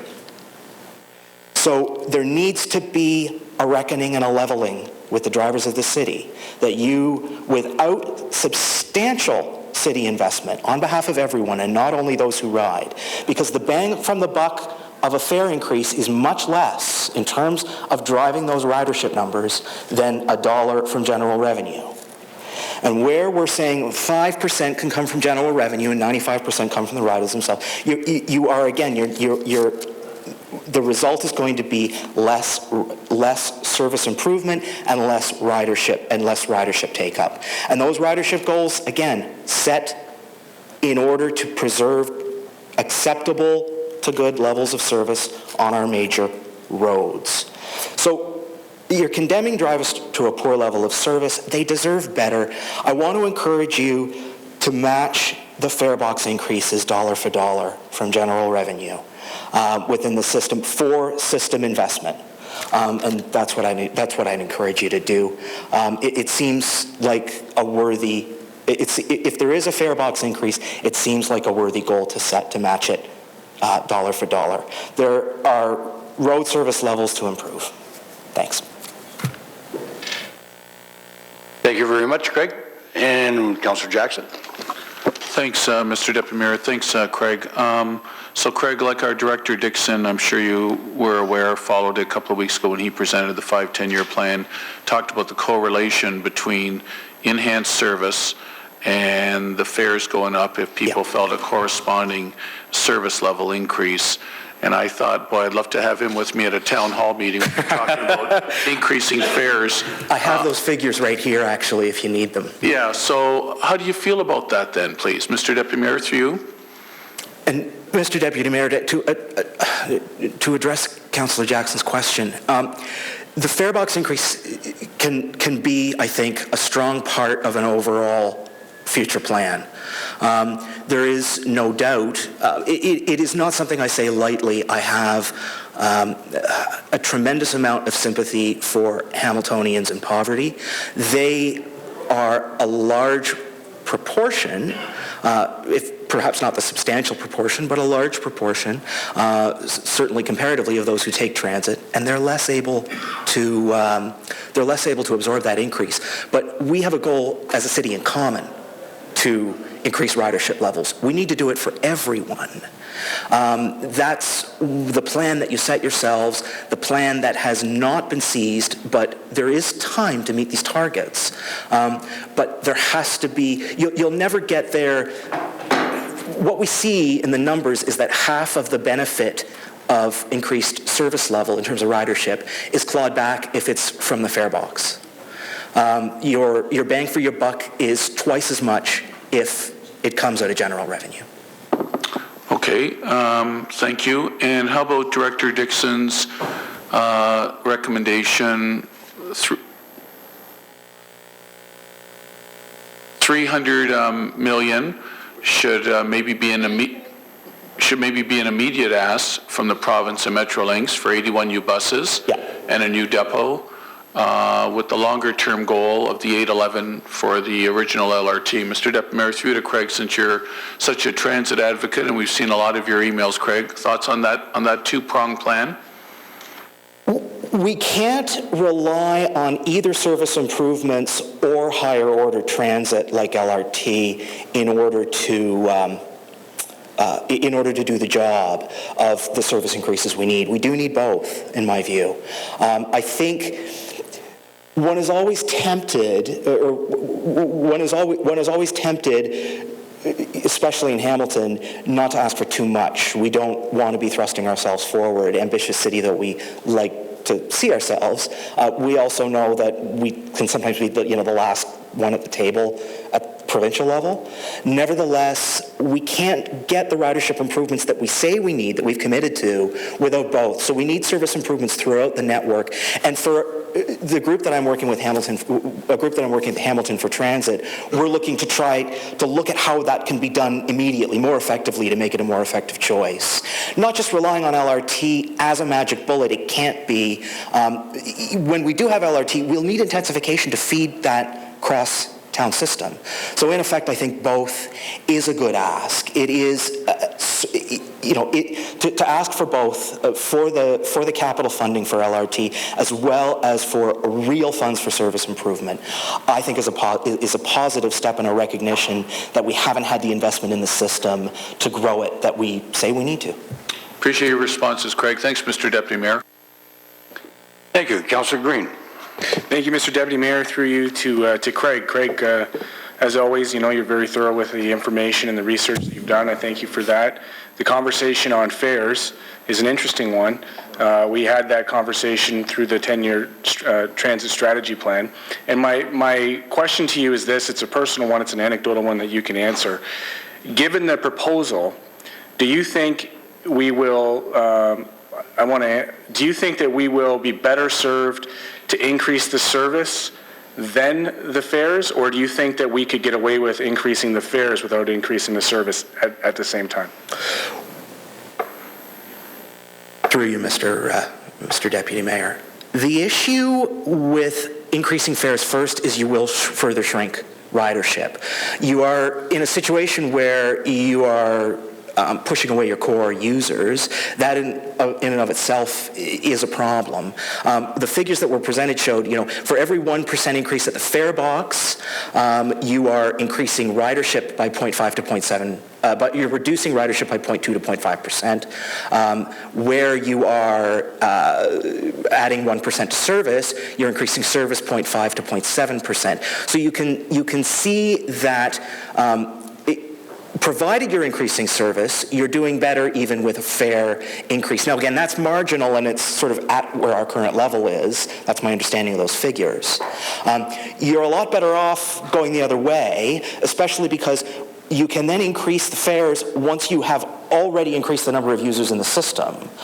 That, when you look at how that works, right, if you increase service first, let's say we have an ambitious plan, right? We're going to increase service at 6 to 8% per year. We're going to go to the level of some of our competitors, in terms of municipalities, say where Brampton is, right? We're going to go 6 to 8% per year. You will then have, if you then delay, say, the fare increase by a year, you are then getting further benefit from having increased your capital first before you are bringing back that, you've increased your base.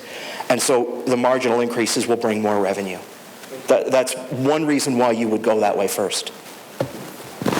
Thank you, Mr. Chair. That is all, and I want to thank you again for your presentation, Craig. Thank you. And Mr. Mayor, you take the chair. I'm just going to ask Mr. Birdie a question on the fare increase. It's almost like the chicken or the egg. Which do you do first? Because they want increased service. Everybody wants that, and we know, that's number one. But to get that capital dollars, to get the trucks or the buses, to get the employees, to added gasoline costs, it all costs something. So you kind of like raise the levy, and you have to raise the fares at the same time to make that combination, to make it start. That's all what I'm hearing, and people. Some of the people that have come to me and suggested that the fare increase, they don't mind paying the fare increase. I know it's tough on them, and as you said earlier with some of the people, as long as they see the service increase, and that's what we're getting. So I just wanted to those comments. So it's a matter of the fares and the levy, but we need to work together to make this happen and get it going quick. And through you, Your Worship, if I may, to address just part of the comment there. You know, I've been poor in Hamilton. I've been on welfare in Hamilton. It is the situation in which I would least like to contemplate this, and the situation where it would be most precarious. Nevertheless, everything in one's life is made more difficult if you can't get around. And I know what it's like to be highly dependent on transit. I think the willingness is there, the thirst is there to ride if I can do it. You know, if I can get where I need to go in a reasonable amount of time. You know, and I see that, and we're starting to see it from some of the data we're gathering. I'm hoping to be able to share that with you at some point to show that I hear from people that they want to take the bus more.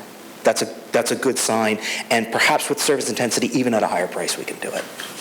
Okay, thank you. Thank you, and I'll take the chair back, and thank you very much, Councillor Whitehead. First of all, I want to thank you for all the interactions on Twitter, and you've always been very respectful and solid in your comments. I really appreciate them. Thank you. Secondly, and I thank you for coming forward, and by the way, we're in the back room, but we're listening to the conversations. You need to know that, and I heard everything you said. I guess the big question for me is, and there was a report in the report, the Kitchener Reporter right now, and they put in some significant investment into their transit system. And they were looking at their ridership and how it's increased and what they attribute it to. And in fact, what it came down to is that there's less people walking and now taking transit was one piece, but they weren't getting people out of the car. They still hadn't passed that or got to that threshold according to their numbers. So the real issue is we do a lot of consult with users, which is important. The question is, how do we get to those that we want to be users? Any idea? Those who are currently driving and want to take transit, you know, one aspect certainly is getting somewhere where you want to go. We as a family always drive to the Flamborough Family Y every Saturday. Our kids take swimming lessons. I can't get there on transit. It's an awesome facility and we love it. We want to keep using it, so we drive. But even that means, because I don't drive, when it's just me with the kids, it does make it more difficult to get there. And I would love sometimes, especially when the weather's good, and this is another factor, transit's going to be bad, ridership's going to be bad this year because it's been miserable. Sometimes it's never the nicest choice, but we want to make it a good enough choice often enough that people decide to do it. There are a number, you know, one thing that can be done and one thing that I think needs to be addressed is the fact that there's a clear oversupply of parking downtown. We make it perhaps too easy. And again, I don't want to make things difficult on drivers, but there are choices the city can make at the margins to nudge. And that's unfortunately, in a way, what it has to be. You don't want to get into social engineering, and I appreciate that. But you want to be in a position where you can nudge people. Make the service better is the number one thing that will make people ride. Eventually, LRT will, in and of itself, make service better because people love trains. But we can't do that yet. We've got to find ways of working on it in the interim. I really appreciate that answer. It is a challenge. My biggest issue is I want to get more people out of the car on the mountain so that we could do these great, wonderful things in the lower city without impacting on them and going the social engineering route. Yeah. The question is, how do I do that? So thank you very much. Thank you. Thank you, Councillor, and thank you very much, Mr. Burley, and we appreciate you coming down today. The second time requested Kathy Stonehouse. Kathy? Kathy Stonehouse? Being none? Okay, the next one would be Cynthia Tuck. Cynthia Tuck, is she here today? Okay. David Smith. David Smith for the second time. Being none. The next one, I see him up there. Don McLean, come on down. Aren't you supposed to be cheers when you do that? It's supposed to be come on down, isn't it? I still need to get that early thing.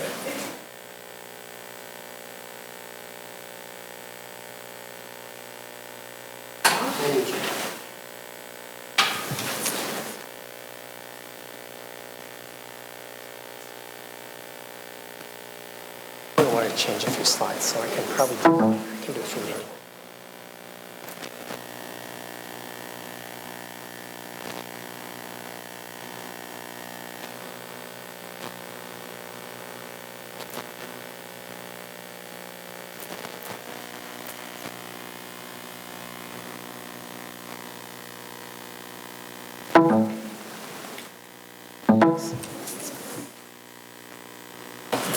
Slideshow.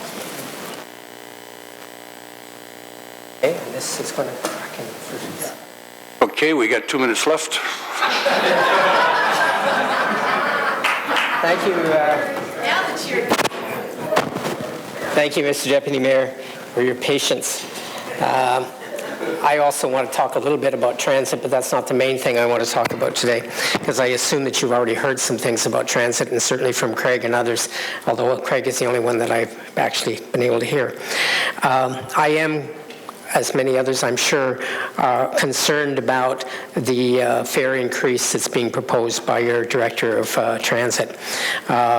A 24% increase for seniors, a 12% increase on the adult pass, $144 a year for an adult using the transit system.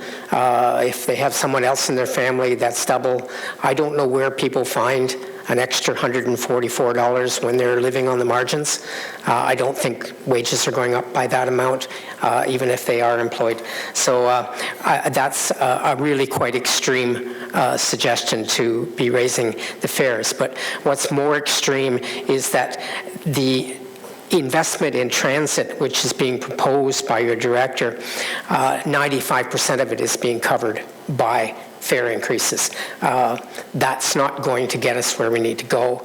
And in fact, I think your director understands that, because he's completely abandoned the growth plans that the city has had for over 20 years.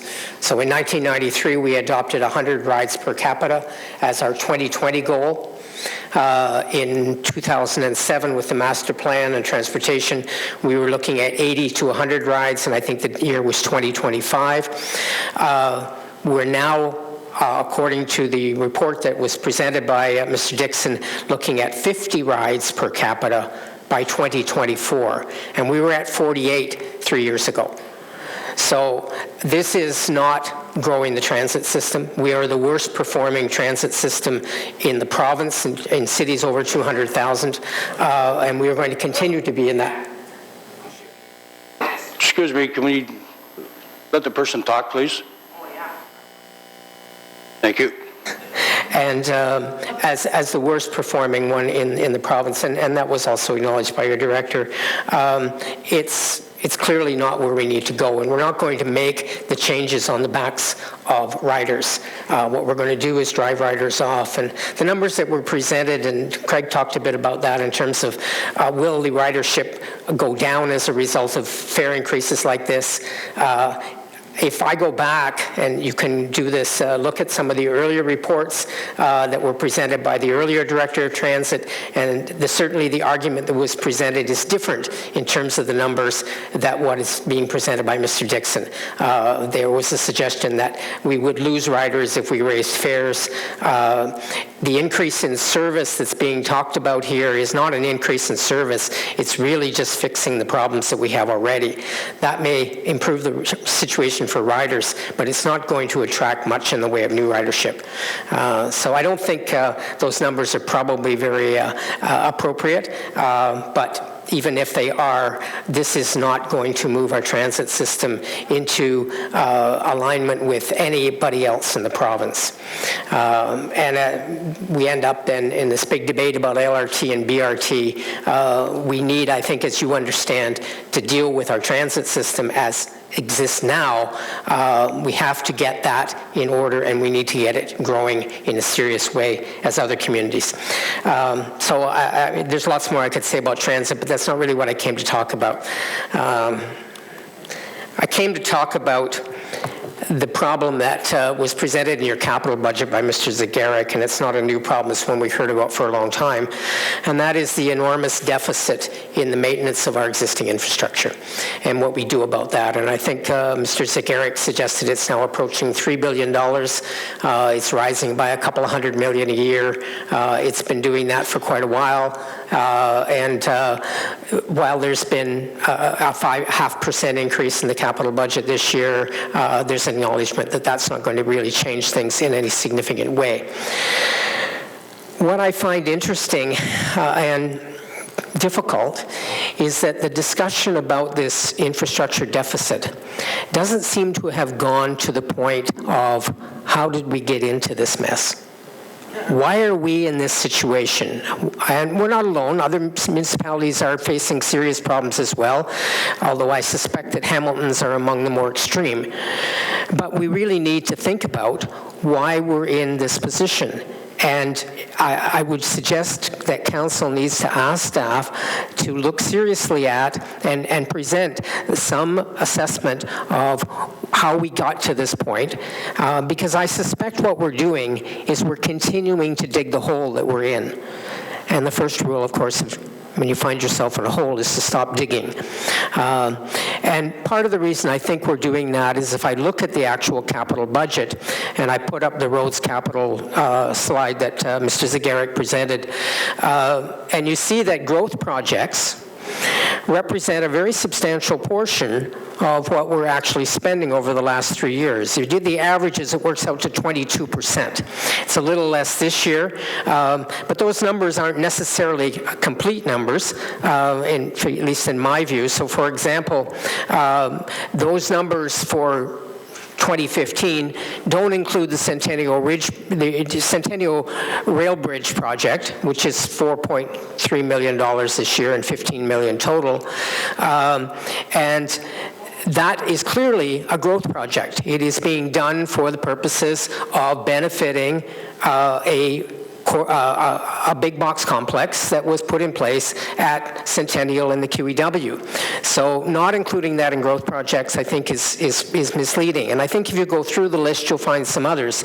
And if you look at the list of what's coming down the pipes in growth projects, and these are acknowledged, I think, as growth projects, we have Dartnell Road in 2016, $4.4 million, the Waterdown Interchange of $10.4 million in 2017, several projects involving Rymo Road, which I suspect are closely related to the decision you just made, or just was finalized at the OMB with respect to the Airport Employment Growth District. So it doesn't look like there's a change taking place here. And in fact, by expanding the urban boundary the way we have recently done, we've committed to far more infrastructure being put in the ground at a point where we cannot afford to pay for what we have. So either we're charging too little taxes, and I doubt that's a message that you or most people in this community want to hear, or we've got too much infrastructure, at least per capita. And the obvious way to tackle that, one of the obvious ways to tackle that, is to move in the direction of greater intensification and move in a much more aggressive way than we are now. At this point, we've committed to reaching the minimum target that the province has put forward of 40% residential starting this year. When you go back to the staff reports on what we could have done when those police bureau came into being and those targets rules were put in place by the province, we were well over 60% that we could have accomplished within just on the basis of what the staff was able to identify along major corridors. And we clearly have other projects that have come on and more coming on that are, okay, so you're pushing me for time, I can't talk. Anyway, you know my point there. And I think that's the only thing that I wanted to raise with respect to that. We need to understand why we're in this if we're ever going to be able to deal with it. And that's going to require some study. I suspect part of the problem may also be that we are running on Cadillac services. I know I cycle through areas that have been repaved over the last 3 or 4 years. Most of those roads were quiet residential streets that we don't want people driving fast on, and they weren't in that bad a shape, and cyclists feel it more, I think, than drivers do. So I'm not sure that we're making the right decisions in that way as well. So I'll stop there. Thank you, Don. I appreciate it. Any questions from council? Being none, really appreciate, Don, you coming down and voicing your opinion. Marcia Duncan. Marcia?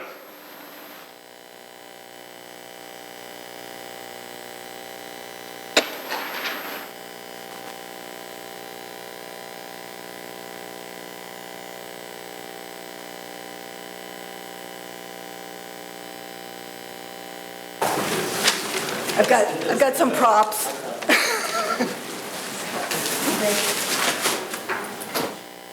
I haven't seen what this is, so if it's...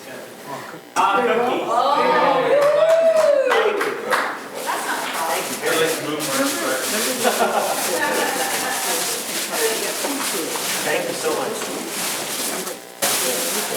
This is from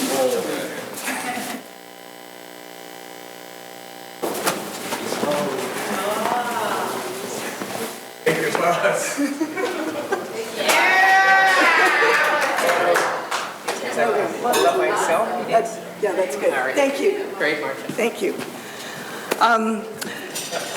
Mayor Eisenberger, Deputy Mayor Duval, members of council, staff, and media, thank you so much for letting me come and speak tonight. And I don't have my notes. Just a second. Thank you for the cookies. Oh, you're very welcome. The cookies aren't a bribe, but if it endears you to a better transit system, that's a good thing. So, I'm a hardcore transit user, and that's not a subjective moniker, that's a descriptive. In Ancaster in the late 70s, if I lived in Ancaster, I wanted to come downtown, I would take the Canada Coach bus downtown. I did the same thing when I went to McMaster University. Then when I lived in Toronto, TTC, even took my hockey equipment to games and stuff on the bus and subway. Then back to Ancaster, and I started working at McMaster University. They had the Ancaster 16 that went down actually to the university at that point, and then became a smaller bus, a community bus in Ancaster, and then it would catch the 5C Meadowlands going downtown and down to McMaster. And around that time, in 2003, after the 2003 election, Don McLean will remember this, we went to our respective councillors to get better transit for our communities. So I went to Murray Ferguson, who was then Ancaster councillor, and he was really receptive. He said, okay, well, let's see what we can do. And he said, I said, come on and ride the bus with me. So we went around Ancaster. Your brother rode the Ancaster 16. I hope you do too. So we went around and we talked about the issues, and he got me this dandy sign that we used in 3 Heritage Days parades to promote transit, and it helped a bit. There weren't as many as we would have liked people. There's more now. When I go up there now, there's a lot more now. And now there's even the 5C Meadowlands goes up on the weekends. That's something I never thought I'd see. And now living in Hamilton, I live down near Ottawa and Maine. I work at McMaster University. So I take the bus every day to work. That's what I do. I've always taken the bus. And before Bernie died, he asked me, don't leave the dog at home alone. please. And so, by and large, I've been able to keep that promise because I go home at noon and I let the dog out. And then I come back to work. And then on my way from work or whatever, I stop at Fortino's, I'll stop at Canadian Tire, I'll use the Canadian Tire at Main and Victoria rather than one at Barton, because it's on my route. In fact, I picked up the chainsaw to cut the shrubs, let the dog out, and came back to work. And so everything is along the route. It's at almost 55 years of age, I've just bought a vehicle, and that's only because I want to take the dog with me to places, or I want to take the shrub cuttings to the dump. But transfer station, thank you. But everything I do is along the route. And I've even gone to Gorley Park to play baseball. I've even taken the transfer to the Burlington bus. So it's not just the straight McMaster to East Hamilton route that I take. I've taken them all. If I want to get someplace, I have to look them up where to go. So I do that. So it's just what I do. That's how I roll. So I prefer the bus. I don't want to have to scrape my car off of snow or scrape the ice off. I don't know why people do that. It's easier for me to take the bus. The biggest problem is people think I'm a freak because I want to take the bus. And I can think of a whole host of issues why I'm a bit of a nutter, but taking transit is not one of them. So I think when we look at it, and everybody has great ideas of how to improve transit and why we need to improve transit, but the big thing is, until we start thinking that public transit is a normal mode of transportation, and it's not just an irritant or something to be tolerated, then we're already gridlocked before we're gridlocked. Thank you. Thank you, Marcia. We have Councillor Green has a question. Thank you very much, Mr. Deputy Mayor. Through you to Marcia. Marcia, I'm always, it's lovely to have you here, and I love to hear the stories you provide, a memory that certainly goes back well beyond my time in Ward 3. And, seeing that sign and seeing the recent reinvigoration of community organizing, I won't say activism, I know that, organizing around transit, I certainly hope to see that sign out with the transit folks in future days to come. And certainly, thank you again, and look forward to hopefully more cookies at future meetings. Thank you. They were delicious, by the way. Thank you. Thank you, Councillor. Thank you. Thank you. Well, the cookies stay, yeah. Thank you, Marcia. We really appreciate everything you do. Last one that is written in, Adrian Aladinovic. Adrian?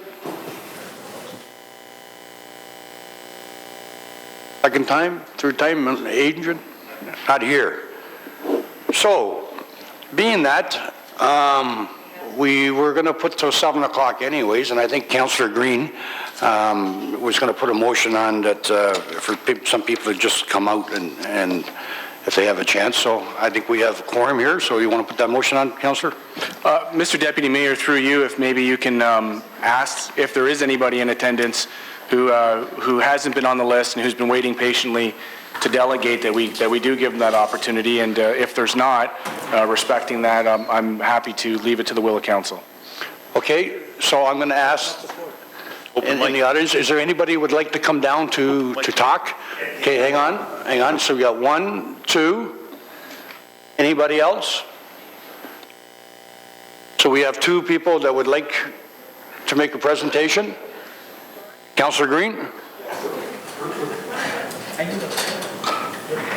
So you want to put a motion on to allow these people to speak? Absolutely. I'd like to motion that we, if necessary, it is necessary, I'm seeing from the clerks, happy to do it, happy to go on the record to motion that we open the floor in this process to allow residents to unregistered residents to participate.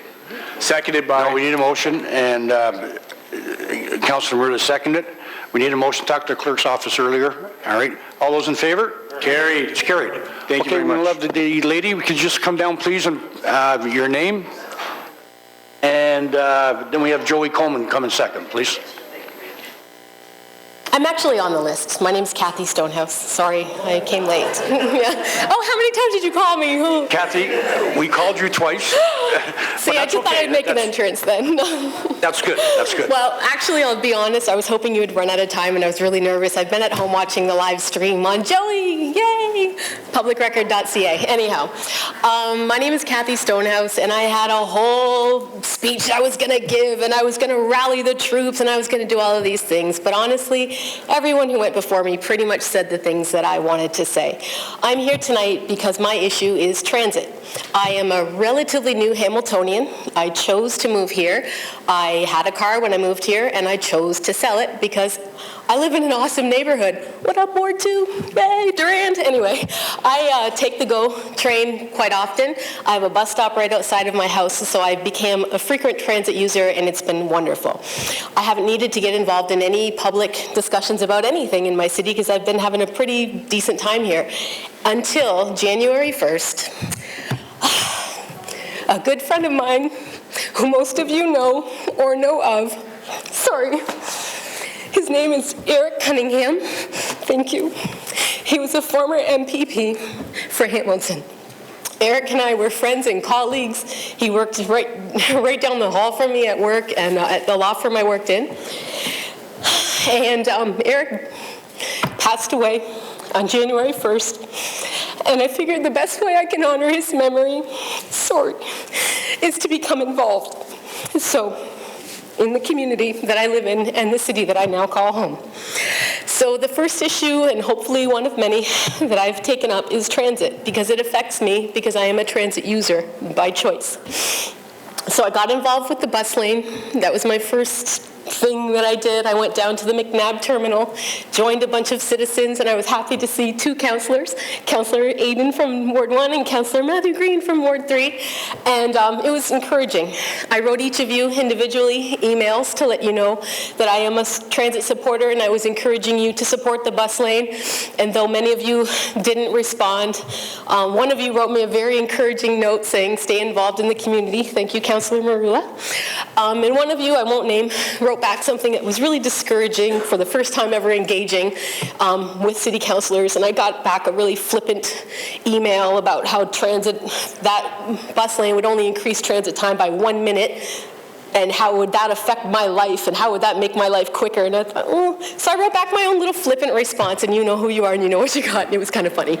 Anyhow, basically, I was going to give facts and figures and all those things, but what I'm going to do today is simply use the rest of my time, if I haven't run out already, to please encourage you to not just dig in your heels and stick to the ideas that you already had before you came in, and please just try to open your minds up and take the bus line across the aisle this way, and hopefully know that there are people on the bus who matter, regardless of what ward they live in. We need to be represented, and we need our voices heard, and not to be dismissed summarily because of some political issues that went on before I even got here. So anyhow, I'm going to turn it over. I'm just the opening act for Joey Coleman.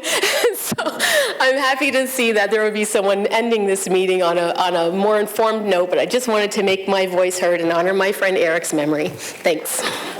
Kathy? Just a minute. Is there any questions for Kathy?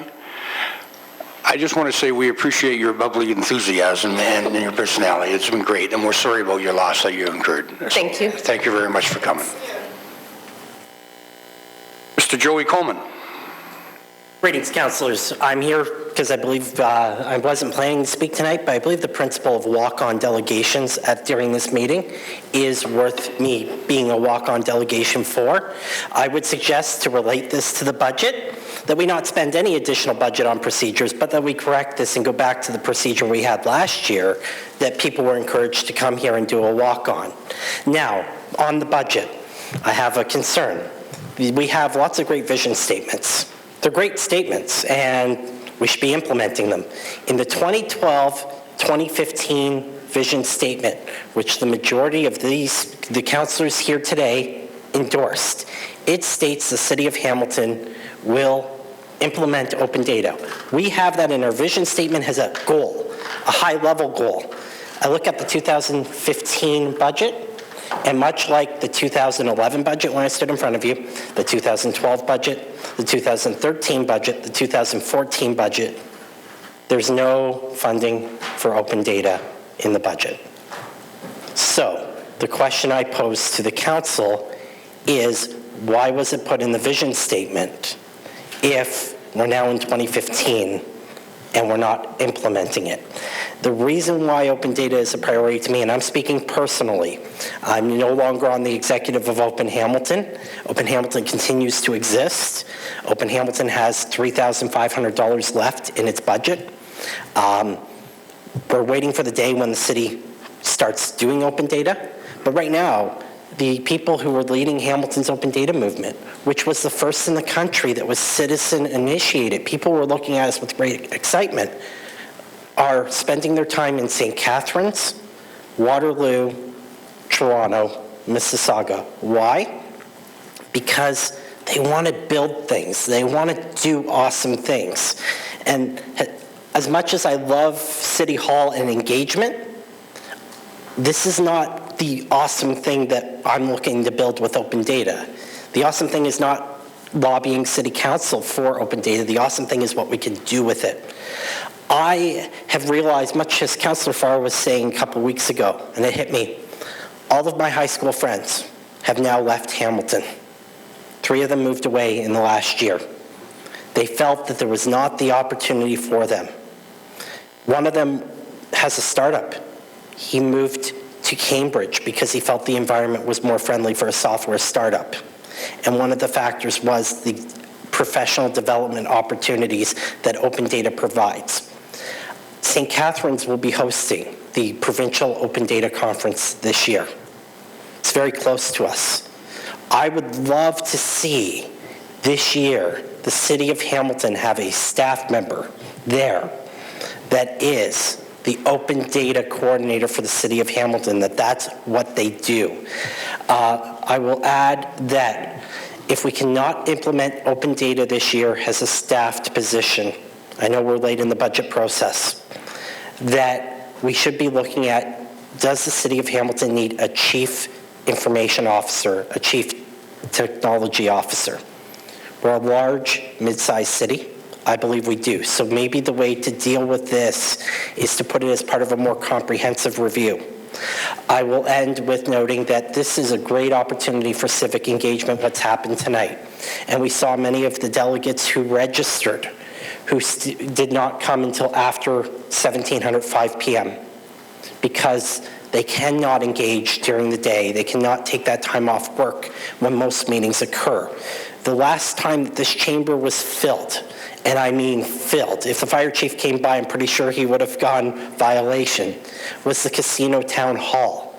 Many of you were here. What an amazing evening of engagement. Our city manager did a phenomenal job moderating that evening. What an energy on both sides. A very divisive issue. Everybody in the room was pretty set in where they were. But what an amazing evening. Why do we not do that more often? Why do we not do this more often? I challenge this council to set a new direction in a new term for stronger civic engagement. I challenge this council to commit to once a quarter an evening of public delegations. And not only do I challenge you to do what we've done here, which was a nice mix from 3 p.m. to 7 p.m., I challenge you to do it in other municipal centers. We have a beautiful municipal center in Stony Creek that I'm familiar with. I'm assuming Larry Deaney's watching. I enjoy going and looking at the Larry Deaney mustache photo. But it's a beautiful facility that can host this type of public delegation. We have a beautiful recreation center at Westmount. We have Huntington Park, Sackville. We have beautiful facilities in Ancaster, Waterdown. Now, I would prefer the Brown Dog. I'm talking the high school is a beautiful facility. It may not be a municipal facility. Correct. You do not have a municipal service center, but Brown Dog's a little too small. I would prefer that place. But my point is that we hear a lot of concern in the community that voices aren't being heard. We're hearing a lot of we want to have more engagement. We have it in our vision statement. The question I pose is, what are we doing this year to implement it?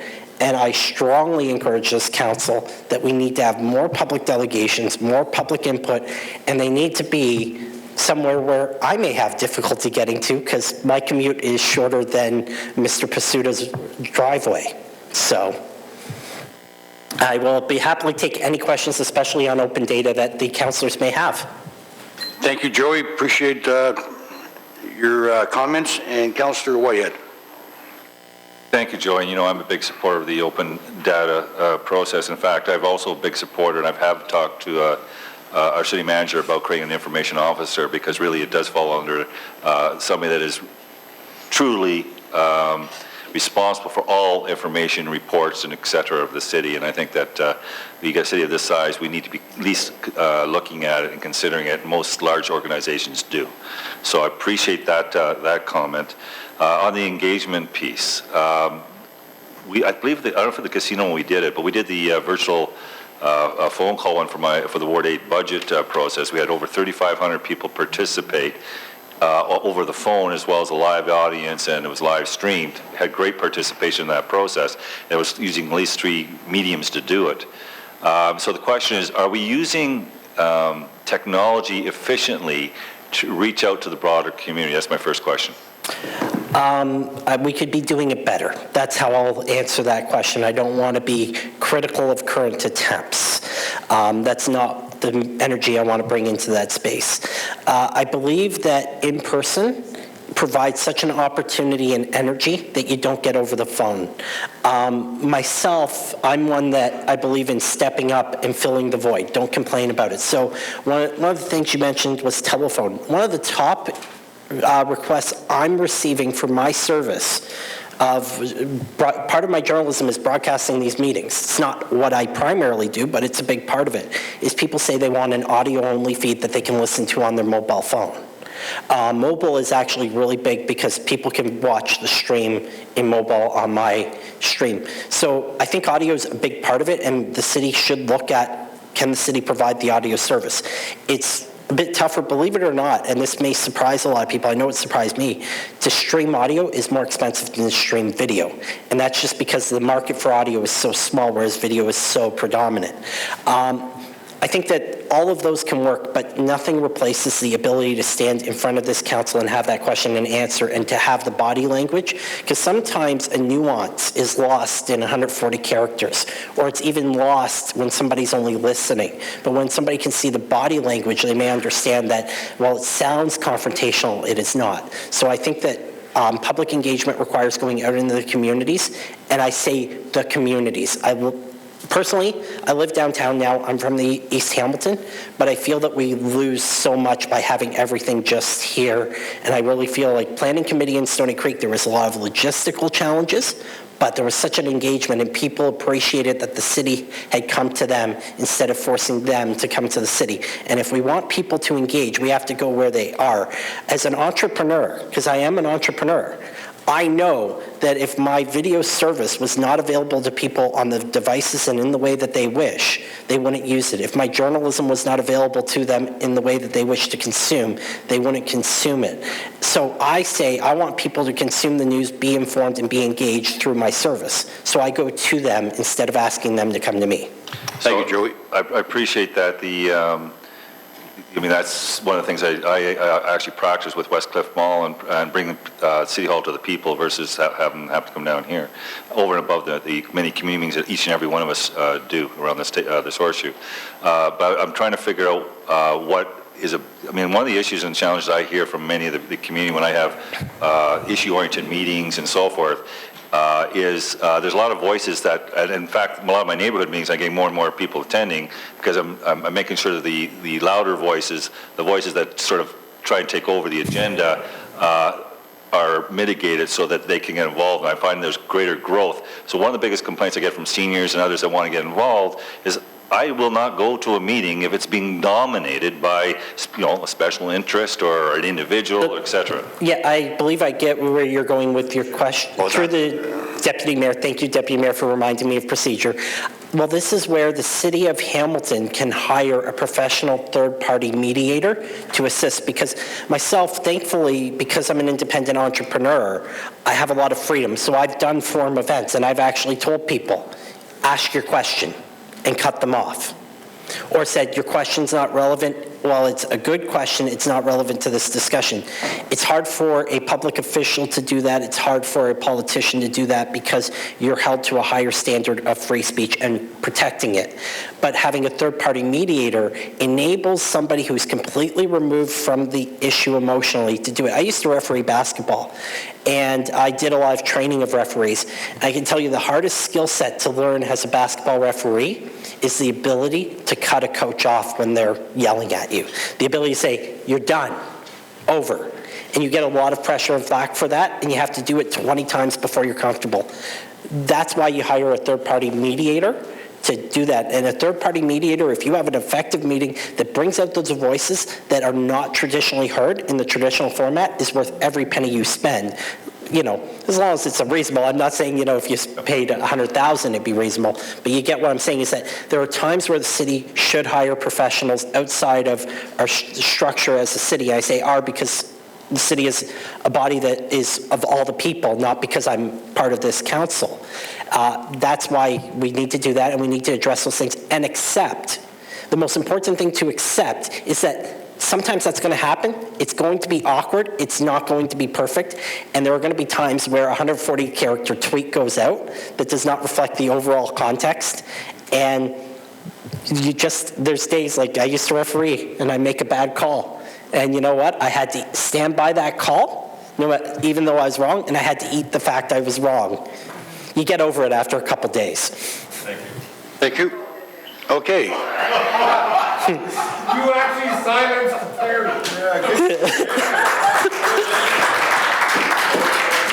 Thank you, Joey. Appreciate it. Thank you, Deputy Mayor. I take it there's no other questions? No other. Councillor Green. Yes, thank you very much, Mr. Deputy Mayor. I appreciate that. And I know the evening's getting on, so I'm sure Joey will be able to keep this as succinct as possible.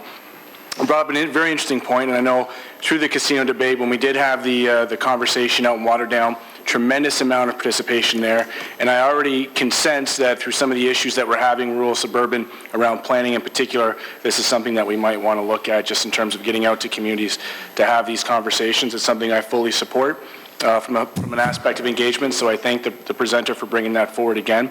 My one question is, which city that is comparable to Hamilton is doing the information officer thing right? Who can we point to as an example?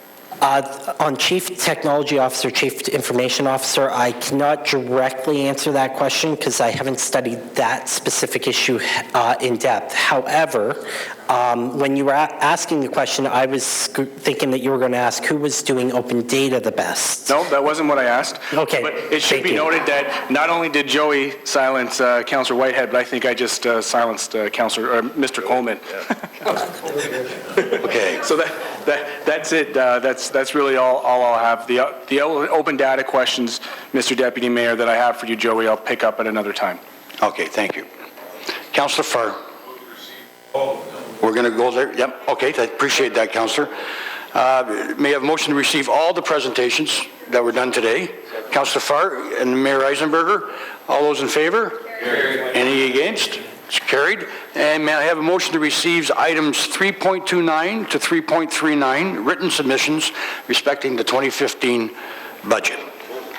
Councillor Pearson, Councillor B. Johnson, all those in favor? Carried. Councillor Farr. While I have an opportunity, very quickly want to thank all of the staff that stuck around. I see our Director of Transit has been here throughout the day. It was a prevailing theme with all of the delegates and, of course, our finance staff as well, so it's much appreciated. Thank you, councillors. Nice words. Are there any motions? Are there any notices of motions? Motion to adjourn. Councillor Partridge, Councillor Pearson, all those in favor? Carried. Thank you, everybody. Have a great night.